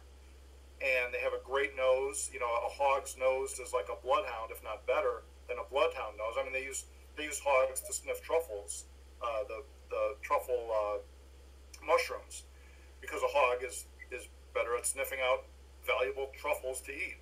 So hogs also get huge, you know, 700, 800, 900 pounds. I mean, big animals, big animals, and they breed like nothing you've ever seen. Look at how fast populations of hogs. I mean, they can have litter after litter after litter after litter after litter after litter. So they have a population explosion, and they eat anything, and that is mainly native wildlife. that's what I did research. I interned when I was in college with the Kentucky Reptile Zoo. Oh yeah. And and I did research with Eastern Kentucky University while I was there, and that was one of their projects. There were several facets of studying copperheads. There's several facets to it, but one of the main goal of it was actually to help mitigate negative reaction or negative interactions with people and copperheads and stuff. So that was a lot of fun. But we would go to a campground and people would ask us all the time, like, what are you doing? Because we're out there in the middle of the night with flashlights and stuff, and we're telling them we're looking for copperheads, and they start freaking out, like, there's copperheads here? And you know what? You leave them alone, they leave you alone. Exactly. Copperheads eat cicadas. They eat the big locusts. You know, they eat the field mice. It's really a matter of perception, and we know that. Your listeners know. You know, reptiles, they're not cute and furry. Anybody and their brother can look at, you know, how many injuries are from dog's ear. Okay, well, you can understand that because most people keep dogs on a relative basis. You look at how many injuries are from horseback riding versus how many injuries are from any reptile, and you know, horses kill much more people or injure much more people, but it's a matter of perception. You know, a panda, a fuzzy, cute little cuddly panda bear, causes more injuries in the zoos because people are disarmed. They think they're cute and cuddly. Panda bear grabs them and rips off a limb or severely injures a person. It's just a matter of perception with reptiles. And crocs, there's only a few species that you really are truly man-eaters.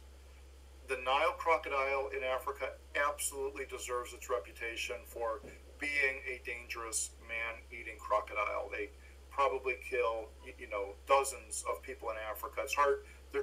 Some of the crocodile specialist group members are trying to track crocodile attacks. It's hard because a lot of these places are so remote and non-reported. But the Nile crocodile is truly a dangerous man-eating crocodile.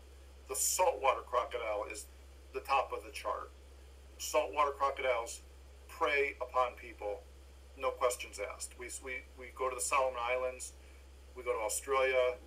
They are dangerous, they are to be respected, and you do not go in the water if there's been a croc sighting, period. Those two crocodiles account for 90% of all crocodile attacks worldwide. Wow. Then you have the black caiman. Black caiman will kill children down in Brazil, Guyana, occasionally. Not necessarily often, but occasionally. So you could say the black caiman is dangerous. The American crocodile is dangerous down in Central America. None have killed anybody in Florida. In the Caribbean, in Central and South America, they have killed people, mostly children, but they're still not an animal that you can shy away from. The last one that's potentially dangerous is the American alligator. Now, when you think of the numbers, I haven't looked at the latest numbers of people in Florida. It's probably 11 million people in just the state of Florida. I know it's quite a bit, and every year it changes, but there's millions of people in Florida. There's roughly 7 million alligators in Florida, probably. It may be 6 million, it may be 8 million. But let's say for tonight, there's roughly 7 million alligators in Florida. So 11 or 12 million people, or however many millions of people are in Florida. I should really have looked that up before the podcast. Orlando, Miami, Tampa, all major cities, all lots of folks. All places have lakes, rivers, streams. There's a lot of water in Florida. It looks like a sponge when you fly over it.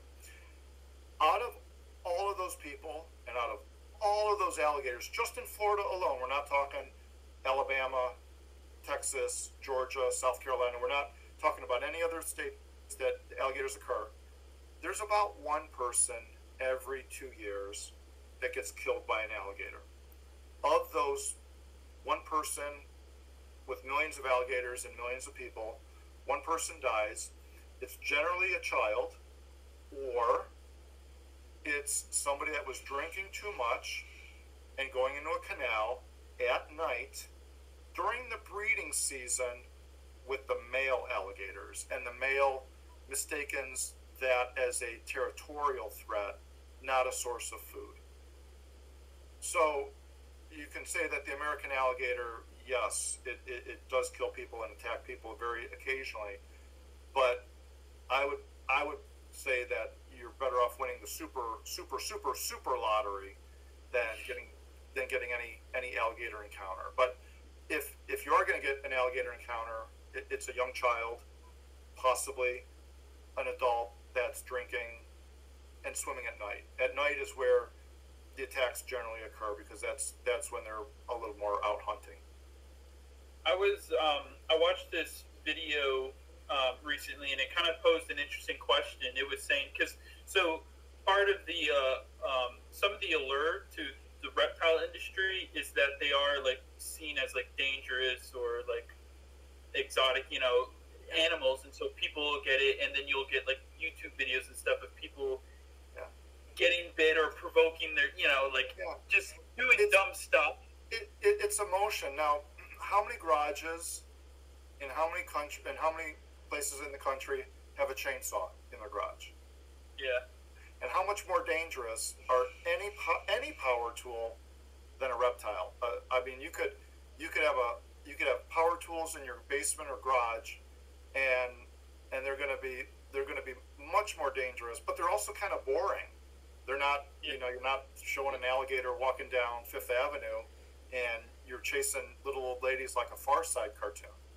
So really, when you look at it, it boils more down to an emotional response versus kind of more of a thoughtful response. I mean, of course, you don't have people running down chasing people with chainsaws, but if they did, they would just lock them up, and your chainsaw is there when you get out of prison, right? Yeah. But you have somebody takes their alligator out, and somebody complains about it.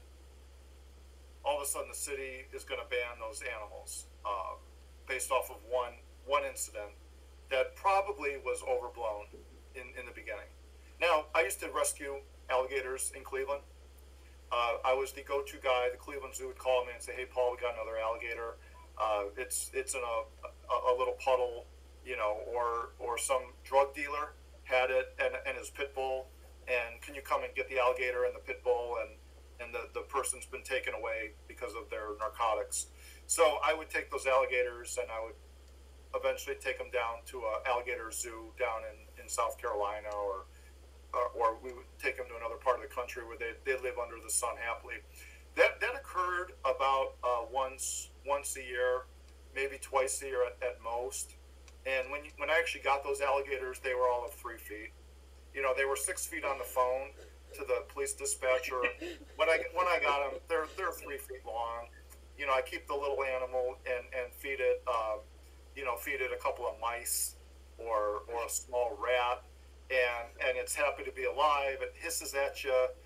You pick up the animal with a set of welder's gloves, and you put it in a duffel bag and you drive it down to South Carolina, and everybody's happy. And that alligator, you know, you look at it 5 years later and it's grown 5 to 6 feet. So a lot of these are, you know, overblown. And it's, like I said, it's emotional. It's an emotional, animals, children, always going to be emotional. Yeah, well, and this video I was watching, it was talking about how, like, you know, we live in the industry, or the world, the generation of, like, people who want to be YouTube or social media stars and stuff, and so they have to get as many views as possible, and so they'll show that of the snakes or whatever being aggressive and biting them or whatever, and it gets them the views. And this one that I was watching were some responsible reptile keepers and stuff, and they were saying how they have to balance that because, like, no one's watching, not as many people are getting pulled to the people who are doing it responsibly because they're doing it correctly. And so they have to kind of, like, balance, like, when can we show stuff to get people to watch it, but also, like, not do it to the point to where people are getting the wrong impression of the reptiles. Right. And a lot of that, you know, we live in a society where it's kind of funny you mentioned that. I was looking at the difference. I look at trends outside of reptiles and animals, and you know, we talk about things like cryptocurrency and digital finance, and it's going to revolutionize. Blockchain is going to revolutionize finance, like what the internet revolutionized information.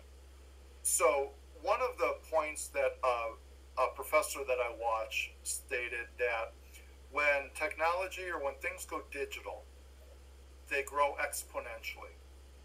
And what he said was, in the last month of any month recently, more photos have been taken by digital cameras and iPhones and smartphones. In 1 month, more pictures are taken than in the last 100 years of regular photography when people had to get film developed. Wow. And what he also said was that, you know, more information is now accessible on the internet in one day than you could have found in a whole library. So what we see is when things go digital, awareness skyrockets. And sure enough, everybody's got a camera phone. Everybody, along with reality TV, everybody can be a star for 15 minutes. And anybody can. My daughter can put a YouTube channel on. My daughter, who's 12 years old, is on YouTube more than I am, and I think she's even got a vlog. But basically, what I'm saying is it's accessible to everybody, so anyone can do it. And reptiles are pretty accessible to most people, and so why not sensationalize? And people like attention. Why not put the attention on? When I grew up, it was not the case. It was science-based. You had a very small community having outreach. True story. The Cleveland Zoo didn't have a reptile collection. The Cleveland Zoo had a reptile collection in the 1950s, which flooded. I knew the zookeeper who used to put the animals in his coat during the flood, and I met Mike Ternakis when he was 93. When I was young, he was the zookeeper. So after the flood in the 50s, the Cleveland Zoo did not have a reptile department. They would invite private keepers in July to their education building, and you would bring your snakes, reptiles, lizards, rattlesnakes. You could bring venomous, anything you wanted. You would personally bring the cages. You would personally bring the animals, and they had what's called the reptile fair that lasted about a week, and it was open to the general public, but it was all run by private, mostly NOAA members, showing off their collection. The public comes in. They've got cages in 2 different rooms of probably over 100 cages, and you had Gila monsters, you had rattlesnakes, you had gaboon vipers in cages without locks in some cases, and in cages where a child could pull off the lock, so to speak. It would be more like a screw. They could pull off the screw and put their hand in a gaboon viper cage. It was a different mentality. Now, nobody ever did that. There was never an incident. They kept the snakes. If they had a snake out, like for education, they would keep it in the building. They wouldn't go out to the public to scare anybody that might not like snakes. So you had to come to them. But they ran this for years, and there was never a problem. There was people behaved. They looked at the animals. Very, very once in a blue moon, a snake would escape, and they'd find it the next morning. Or in one case, maybe a snake was stolen. We don't know. But you had this kind of sense of decency with reptiles, and the general public behaved themselves. They'd have a large iguana, big 6-foot, beautiful Mexican, not rhino iguana, but the green iguana that's got the horns, called iguana renofa. Yeah. The Mexican. They had this big, beautiful male, 6.5 feet. His name was Buddy, and he would sit on a pillow, and he would stand up, and people would come and pet the iguana. The iguana had 5,000 hands pet him in a week's time. So I grew up in that era where it was a little bit old school. It was people that had been through world wars and Korean wars, and they had, I'll say that generation had a sense of, they kind of could gauge things. They had a sense of judgment. And so when they ran these, they kind of figured that people would kind of behave much better than they may behave today.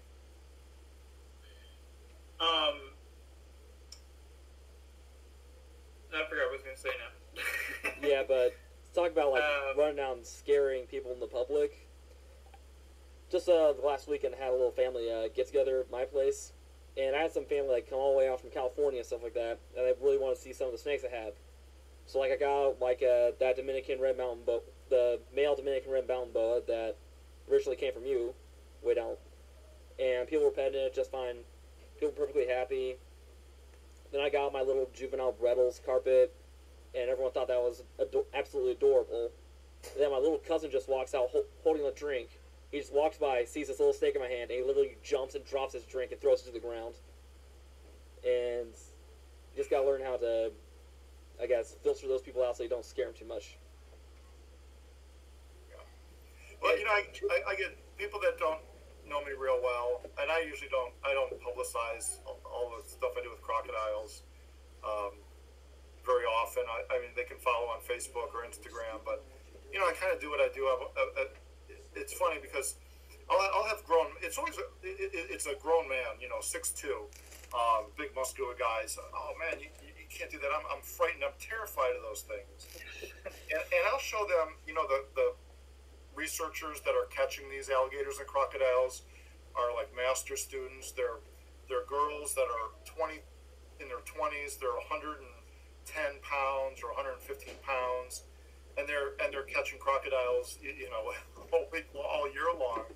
And I'll say, okay, this is your competition. Here's a girl that's 26 years old. She's probably all of 118 pounds, and she's caught 15 alligators this last week. And I said, why don't you grow a set of kahunas?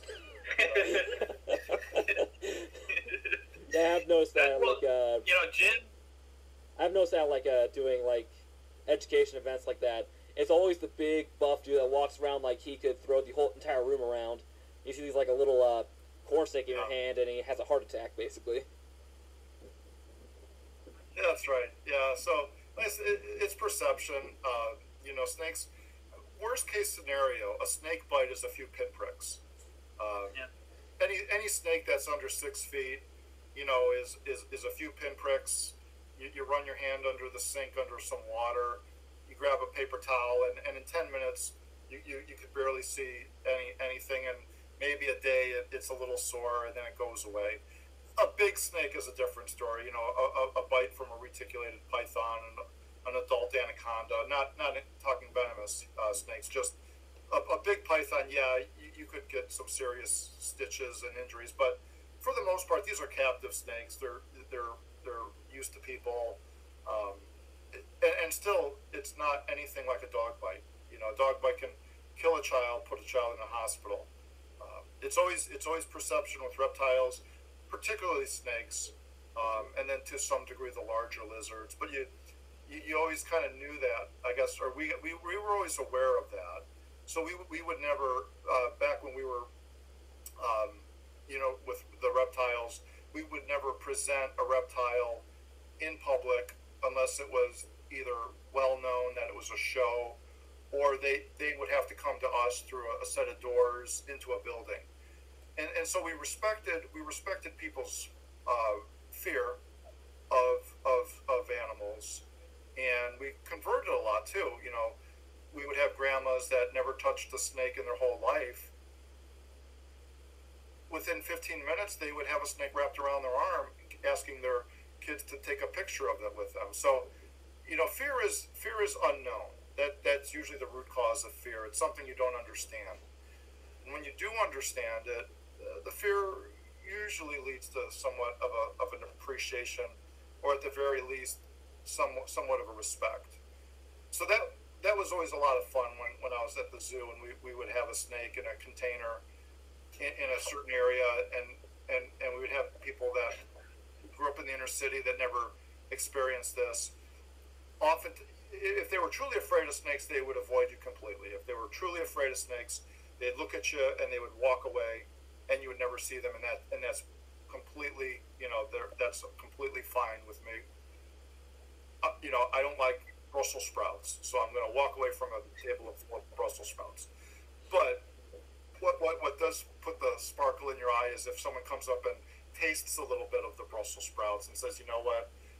It wasn't as bad as I thought. Let me try a little more." Same with the reptiles. People come up and they slowly, they might touch the 17-foot Burmese python at the tail, and they say, "Okay, that's enough," but it's not as bad as I thought. And that really was the part I grew up in. Those were the experiences. And sometimes too, with reptiles like snakes and stuff, sometimes they're more bark than bite. Like at the Kentucky Reptile Zoo, we had these pine snakes that they were kind of off. They weren't display snakes, and so they were kind of off. Not a lot of people. I was pretty much the only one that really interacted with them at all. Yeah. And when I first went in there, they would, and I'd go to clean their cage or whatever. They'd rear up, they'd flip their tail, make a loud noise, they'd hiss and everything. And they'd pretend to strike at me and stuff, but I could get right next to them. They wouldn't really do anything. They just make a big noise and stuff. And the perfect snake that we would use, that was always much more intimidating than it actually was. The perfect snake for that is an adult eastern indigo snake. Yeah, that makes sense. Shiny black snake that when it breathes, it hisses. And we had one that was 9 feet. Marty Rosenberg at NOAA had one that was 9 feet and 1 inch. You don't see indigos 9 feet hardly ever. You see them 8 feet, but we had a 9-foot, 1 inch eastern indigo snake that we would have at the zoo. And the snake makes noise when it moves. It breathes. It's black. It's intimidating, but at the same time, it is the friendliest snake you could ever find. And if you can get someone who's afraid of snakes or uncertain about snakes, and you can put an indigo snake in front of them. And that's why I keep indigos to this day. Now, I don't have Easterns anymore. I have the Mexican indigos, which look like Easterns, and I have Texas indigo snakes and yellow-tailed indigos, the Cribos.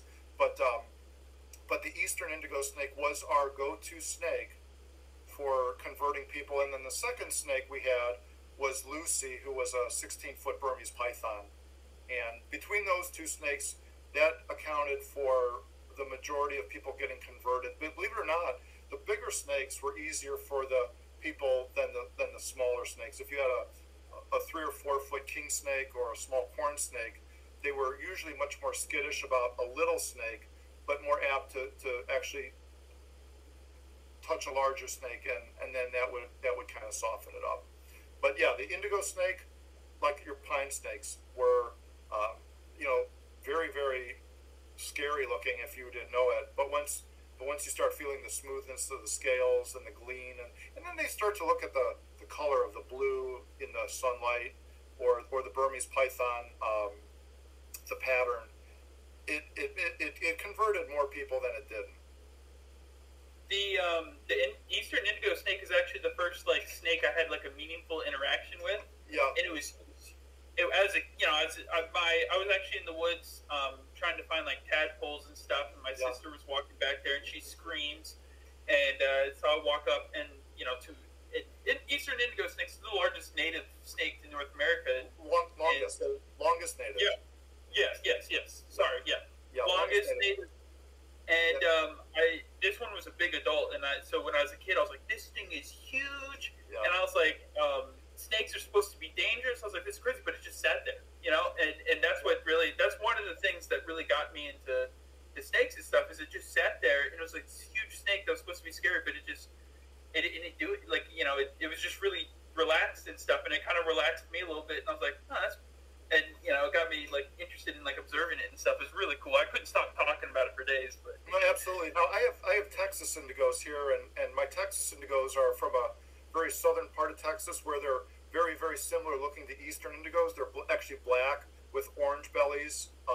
In fact, I look at my Texas indigos, and I'm really good at snakes, and even I say, man, that looks like an Eastern indigo snake. Now, when you take them out in sunlight, you can see the black isn't as black as the Eastern.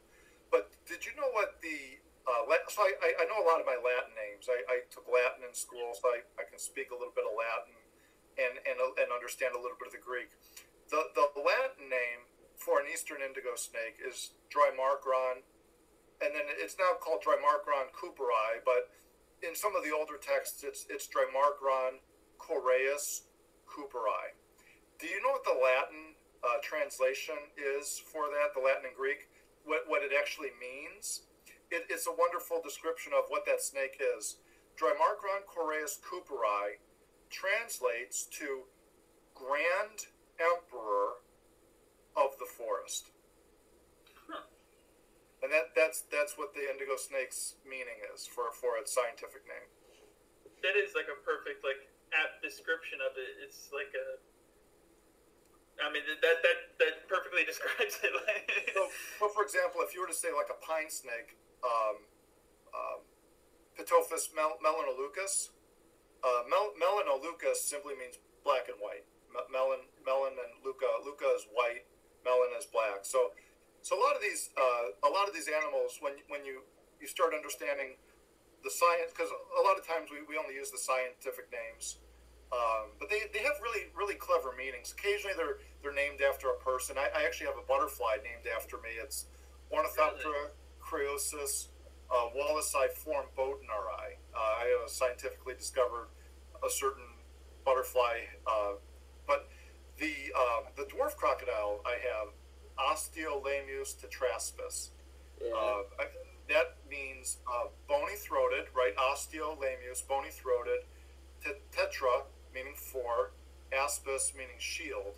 So it's bony-throated, four shields. So when you look at the animal, they have a bony throat, and then they have four osteoderms or neutral bucklers on their back.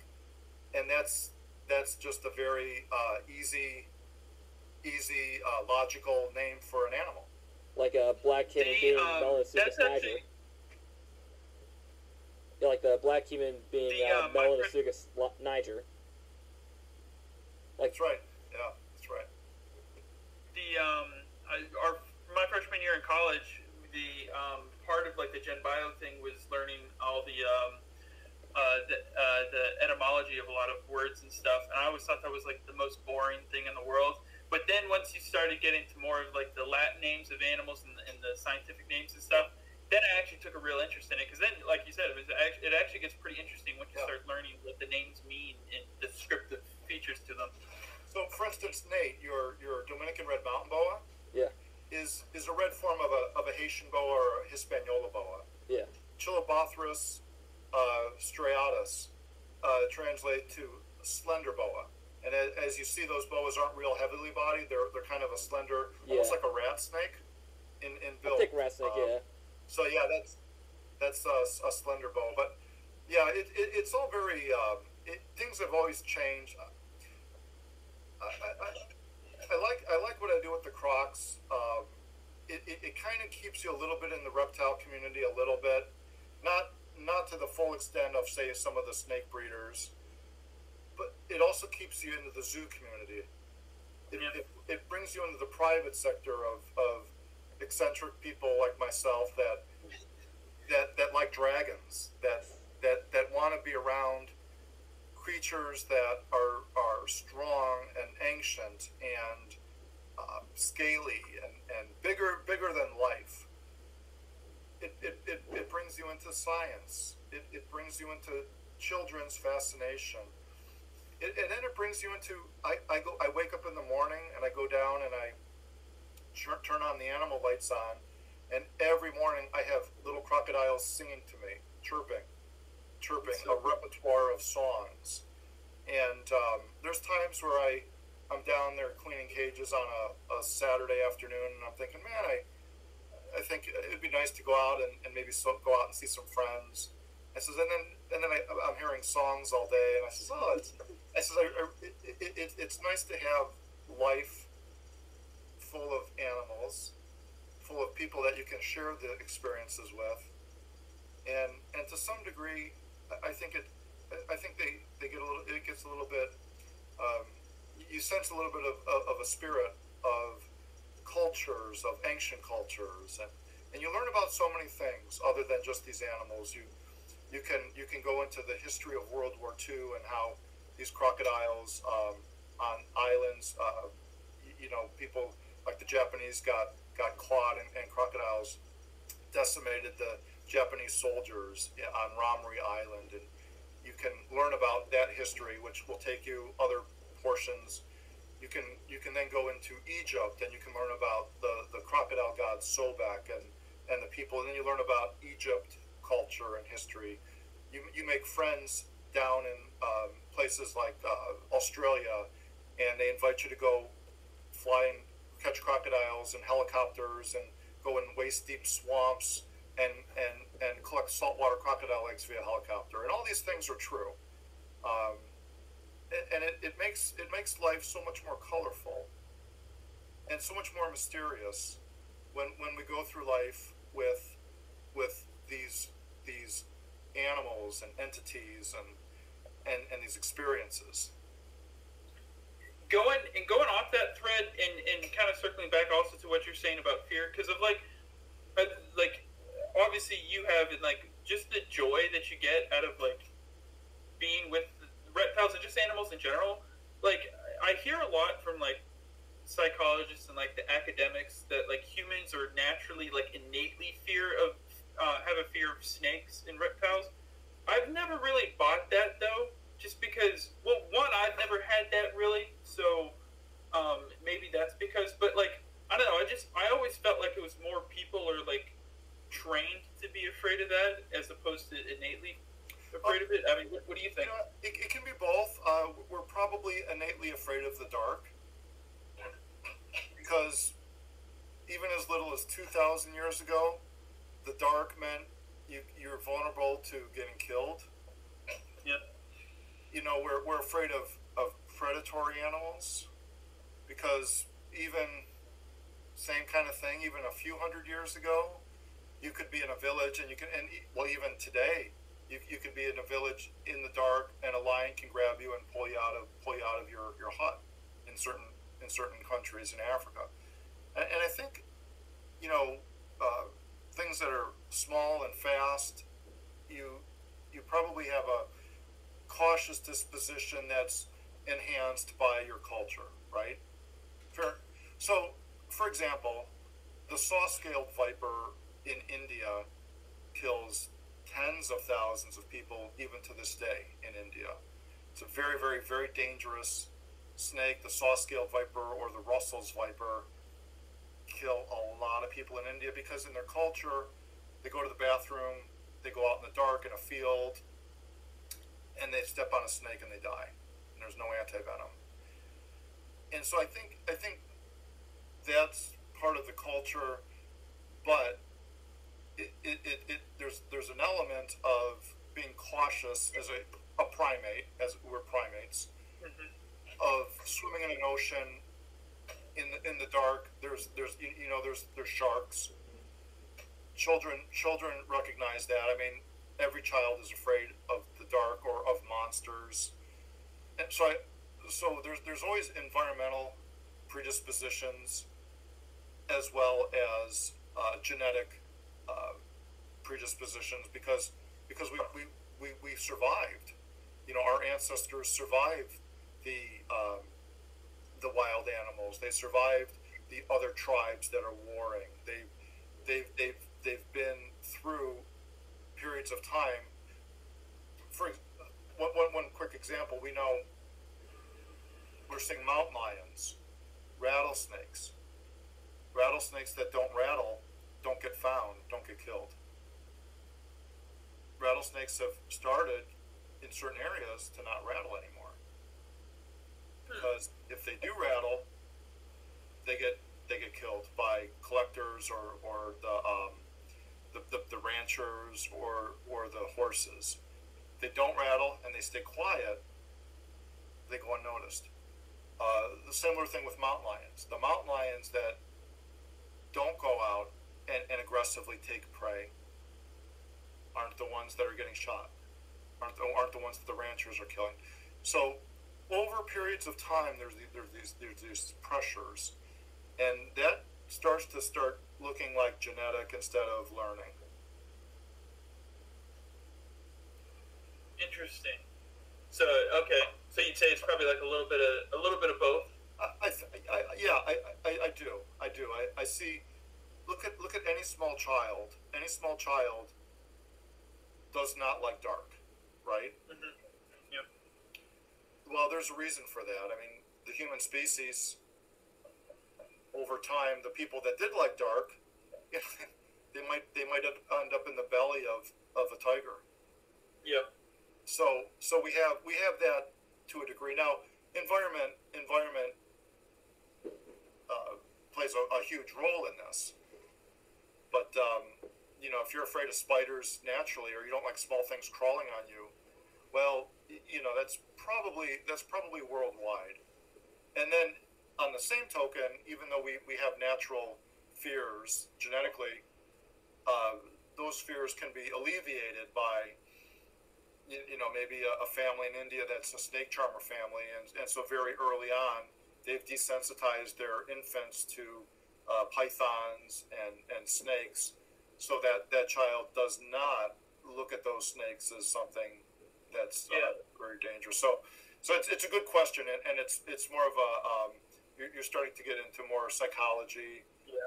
You also may not be able to make a broad statement like that. You may find that people in certain areas, or even families in certain areas, like we see in animals, there's genetic differences, even between myself and a neighbor down the street. And nothing in nature is a carbon copy, maybe with the exception of a virus. But what you look in nature is you always see there's a lot of plasticity in individuals and in populations, and you look at that plasticity. Is it very, very plastic, like say the population of California king snakes, where you get different color morphs and sizes, and the California king snakes on this coast, even though they're genetically the same as the ones in the desert, but they're very plastic. You could almost say that no two are alike. Versus a snake that or an animal that has a very limited amount of genetic variation, like a horseshoe crab. So Yeah, that's good. so plasticity in animals and even people. I always like to look at that and see and we see that a lot in nature. So you speak a Yeah, lot. I think that's really. Go ahead, Matt. So, no, I was gonna say I think that's really interesting too. Is the plasticity? That's actually one of the big things I'm interested in. Is like kind of like niche evolution and just the plasticity of different organisms and stuff and how they respond over time to stressors and stuff. That's like something that really interests me. So that's pretty interesting though. But Yeah. that's an interesting take. I think that sounds about right. Obviously, you can't but Well, that's really interesting. well, one thing that's kind of cool. So when you look at Burmese pythons in the Everglades, when you look at Burmese pythons in the wild, they have a huge range. They're in Vietnam, they're in Thailand, they're in Malaysia, they're in Sulawesi. I challenge readers to Google Burmese python national park, and then pick a country, pick Malaysia, and then pick another country like pick Vietnam. The Burmese pythons in Vietnam are much different looking than the Burmese pythons in Malaysia. Vietnamese Burmese pythons are large, dark, blackish snakes with a real block-like pattern. And back before the 80s, that's all you saw in the U.S. were these Vietnamese mainland Burmese pythons. All the old snake books, big, dark black Burmese python. If you pay attention to it, that's what you see. Now, Vietnamese, they don't import them anymore, and they started importing Burmese pythons from Malaysia and other countries, much different looking. They have a jagged pattern that's a much lighter snake.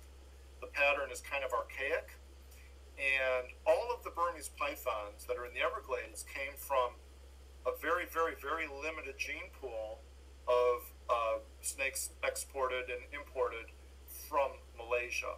So your Burmese pythons in the Everglades are Malaysian origin Burmese pythons. If you were to look at the Thailand Burmese python, it's going to look a little bit different. If you're going to look at the Vietnamese, it's going to look a little bit different. If you look at the Cambodian, they're different. And if you look at the Borneo, there's Burmese pythons in Borneo, they look completely different. They almost look like an Indian python. So it's fascinating. So what you have is you have a Burmese python from a specific locality and a very limited gene pool because they imported them and they were kind of from a few like gravid females. So these Burmese pythons have a real close kinship with each other.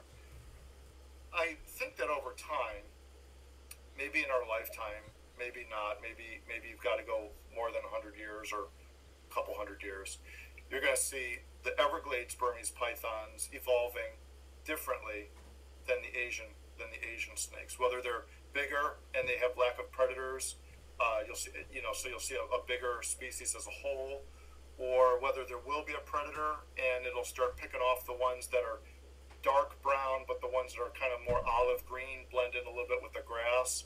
So they do all right. Over time, you probably will see, maybe not in our lifetime, but you'll probably see the evolution of the invasives. You think it'll speciate into a different probably subspecies? Yeah, absolutely. So, What were you gonna ask, Nate? yeah, so kind of veering off a little bit.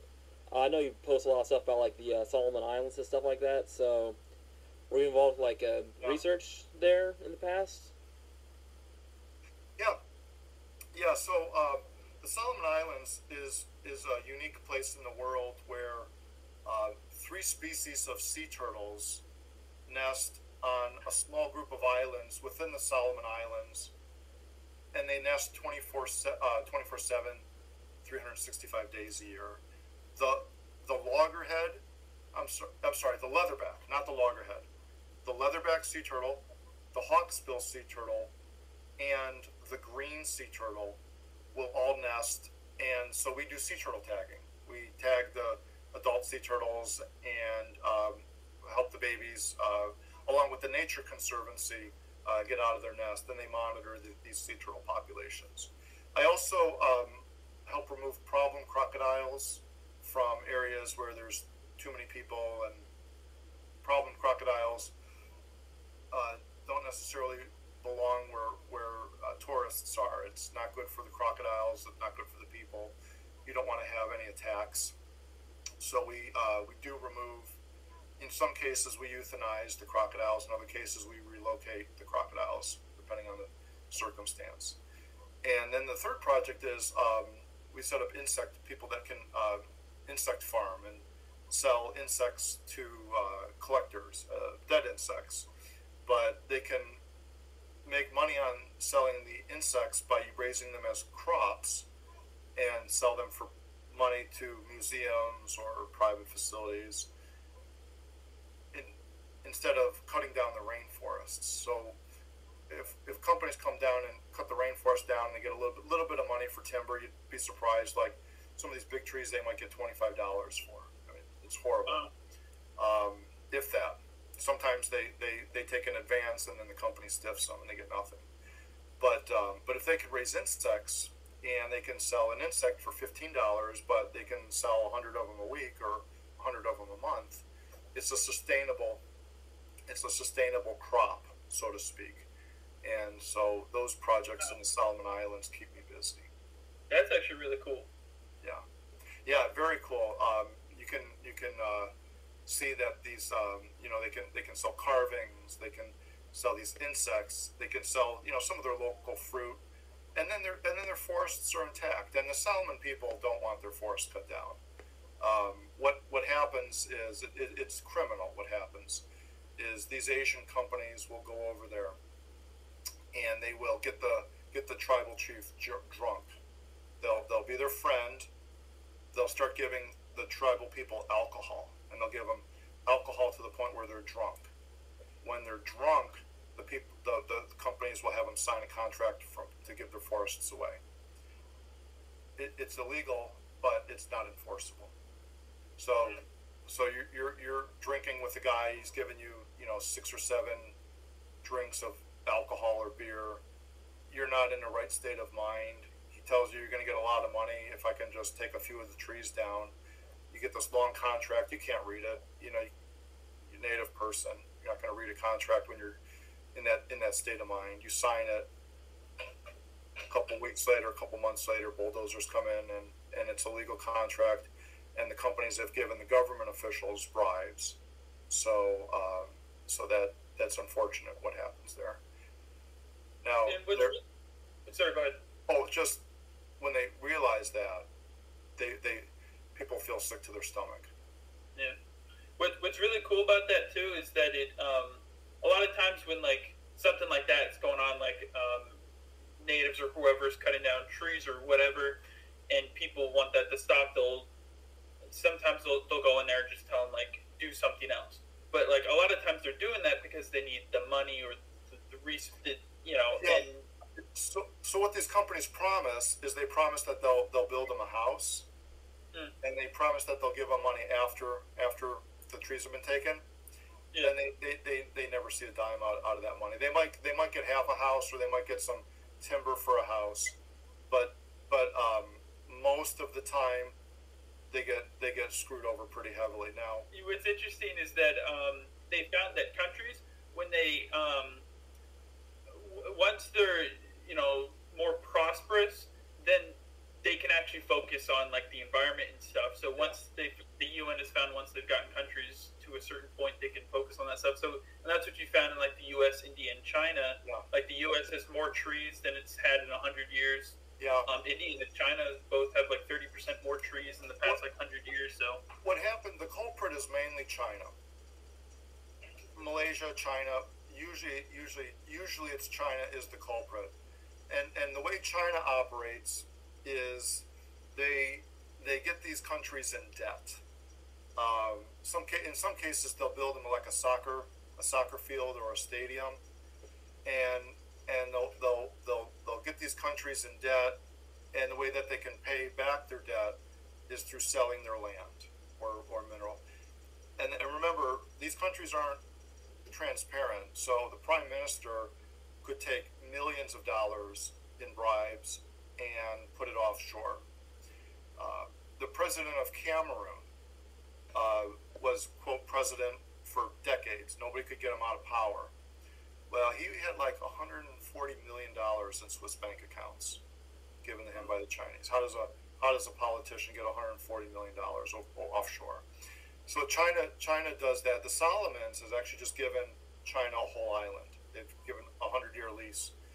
So the way the tactic is China has a very calculated strategy to extract the raw materials, and they can just bribe their way through it.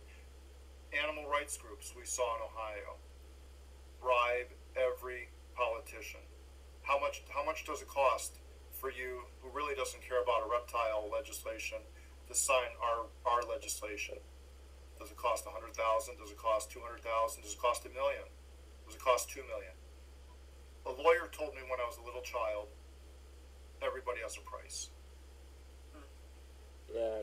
So you just find the price, and that's what happens. Yes. Speaking of Ohio, I just can't make sense of a lot of their exotic regulations at all. Like especially the ones about like large constrictors. It was all an agenda with HSUS. Now, HSUS was friends with the governor, and how much money did he need to sign the legislation?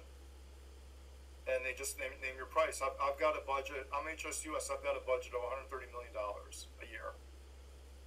Mr. Governor, you don't really care about reptiles one way or the other. You just want to save face, right? Does it cost $5 million for you to sign this piece of paper? Mr. Senator, you really don't care. The governor's for it. The governor's in on it. He's part of your party. I'll give you $250,000. You just have to say yay instead of nay. That's all it takes. It's all how much money does somebody have, and we know politicians. They had all the facts in front of them. They had all of the facts. They had all the signatures that people opposed it. Just they wanted to save face, and they wanted the payout. That boils down to what it is. Democrat, Republican, doesn't matter. How much does it cost for you to sign this legislation? We have unlimited money, and your boss is on board. That's what I was trying to, in the last two elections, of people saying, this guy's good, I always just tell them, it's like, all politicians are scum. Like, there's no way around it.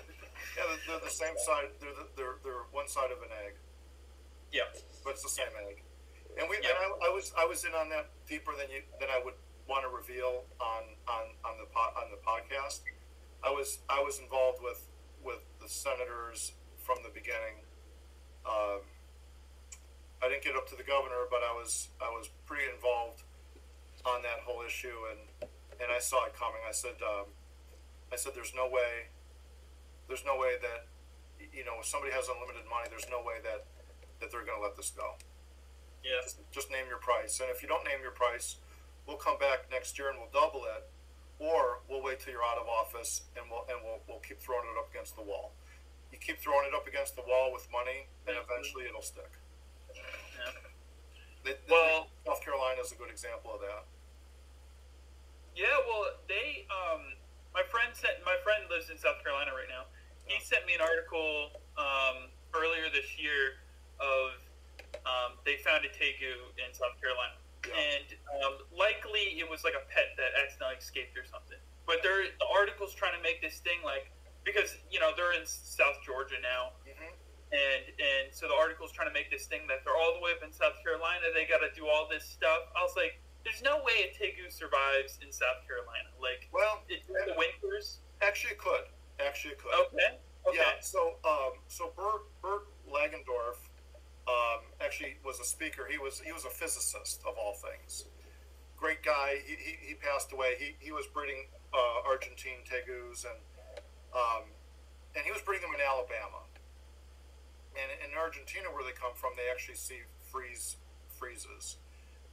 So if a tegu can get underground, and it just has to be a few feet, they can survive freezing temperatures. Wow. Remember, look at the color of a tegu. A tegu is predominantly a black animal. I've had my diamond python when I had solar radiation a black reptile can absorb. So I took my diamond pythons out at 35 degrees Fahrenheit on a sunny day, and it was the diamond python was getting warm to the touch. I temperatured that diamond python at 90 degrees on a 30 degree day. That's how much an animal that's black can warm up. Do you think it's easier when they're larger, like a large constrictor, because it can contract muscles and? Yeah, a larger animal is going to hold more core body temperature heat, absolutely. But an animal that's black or dark in color can absorb and get a 60 to 70 degree differential between the ambient temperature. The diamond pythons are notoriously good at that. Crocodiles, great example. There's some areas in Africa where there'll actually be frozen ice on the lakes. And it's part of the Nile crocodile range. And there's probably photos on Google, but you can look and see there's actually Nile crocodiles sitting on the ice, warming themselves up. And that I bet you that core temperature of the crocodile is well into the 80s or 90s.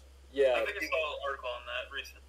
Yeah, when I was crocs are, when I was working with Chris Dieter, I was interning at his place. He'd always tell about how he'd have Niles that would pop out of their dens at like 30-degree nights, and they just come out and go like, "Hey, where's my food at?" Yeah, if it's not a rainy day and there's sun. So I was up in Papua New Guinea about 6 years ago studying Boland's pythons, the holy grail of pythons. So I was in West Papua, and I found Boland's pythons.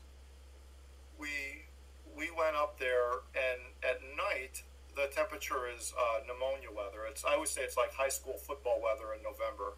It's sleety, and it's like between 41 and 39 degrees, and cold rain, sleet rain. I didn't know Papua New Guinea got like that. Yeah, up in the mountains where Boland's pythons come from, you can catch pneumonia. Wow. So I have my Parma, Ohio hoodie on, and okay, so at night you got to be careful you're not going to get pneumonia because it's so cold rain you can freeze to that bone. During the day, it's like 90 degrees and sunny, so it goes from 40 to 86 degrees in 24 hours. Wow. And the Boland's pythons are pure pitch black, and they have really, and their UV is real intense up there. You can get cancer because the UV index is so high. But the Boland's pythons are pitch black, and they come in they kind of go underground during the night. I found a pregnant female in a big mammal, cuscus burrow, at night, where she's kind of holed up and insulated because she's underground in the dirt, in the mulch. But during the day, these pythons warm up, and they only have to be out there for an hour and a half, and that snake, even if it's 40 or 50 degrees out but sunny, that snake in an hour or so has heated up tremendously. Indigo snakes, same thing. If you were to look for an indigo snake in the wild, you'll find them early in the morning. By 9 o'clock in the morning, you're not going to find an indigo snake very readily. They've warmed up, their core body temperature near their gopher tortoise burrows, and they're already out cruising or whatnot. So reptiles that are dark heat up real fast up. Another example, the black-headed python from Australia. Basically looks like a walnut. It's got that little black head. All that snake needs to do is put its black head out in the sun, and that's enough for that to raise the body temperature. That's really cool how like their body coloring like played it played a role in like them evolving. Their body coloring evolved through like I'm sure through like needing to thermoregulate. Like that's pretty interesting. Yeah. So that and then along with that, you have animals that need to lose heat, and they use all sorts of tactics. Like chameleons will turn away from the sun, spread out, and actually lose heat, lighten their color. Crocodiles lose heat by opening and gaping their mouth and allowing that to cool off themselves. So crocs tortoises, reptiles, they kind of know within a few degrees what their ideal temperature is, and they're better indicators than we are. So when you keep animals in captivity, you know, give them some areas where they can thermoregulate, a warm portion, a cooler portion. You'll find that if they're feeding, they're gonna hug the warm portion. If they're not, they may disperse over to the cool area. Yeah, I noticed that with one of my lizards. Recently actually, one of the bulbs broke, so I went to go get a new heat bulb and stuff, but I accidentally got the wrong one, and it wasn't really emitting that much heat, and his feeding responses weren't that strong. Yeah. When I finally was able to get the right bulb and stuff, and it was much more warm, then he quickly snapped up. Like, his feeding responses were a lot stronger. As soon as he finished eating, he'd go and bask in the heat and stuff. Yeah, absolutely. So. Well, Nate, if you don't have any more questions, I think that's a good place to stop. Yeah, hold on one second. I actually have I know we've been here for a while, so. Yeah.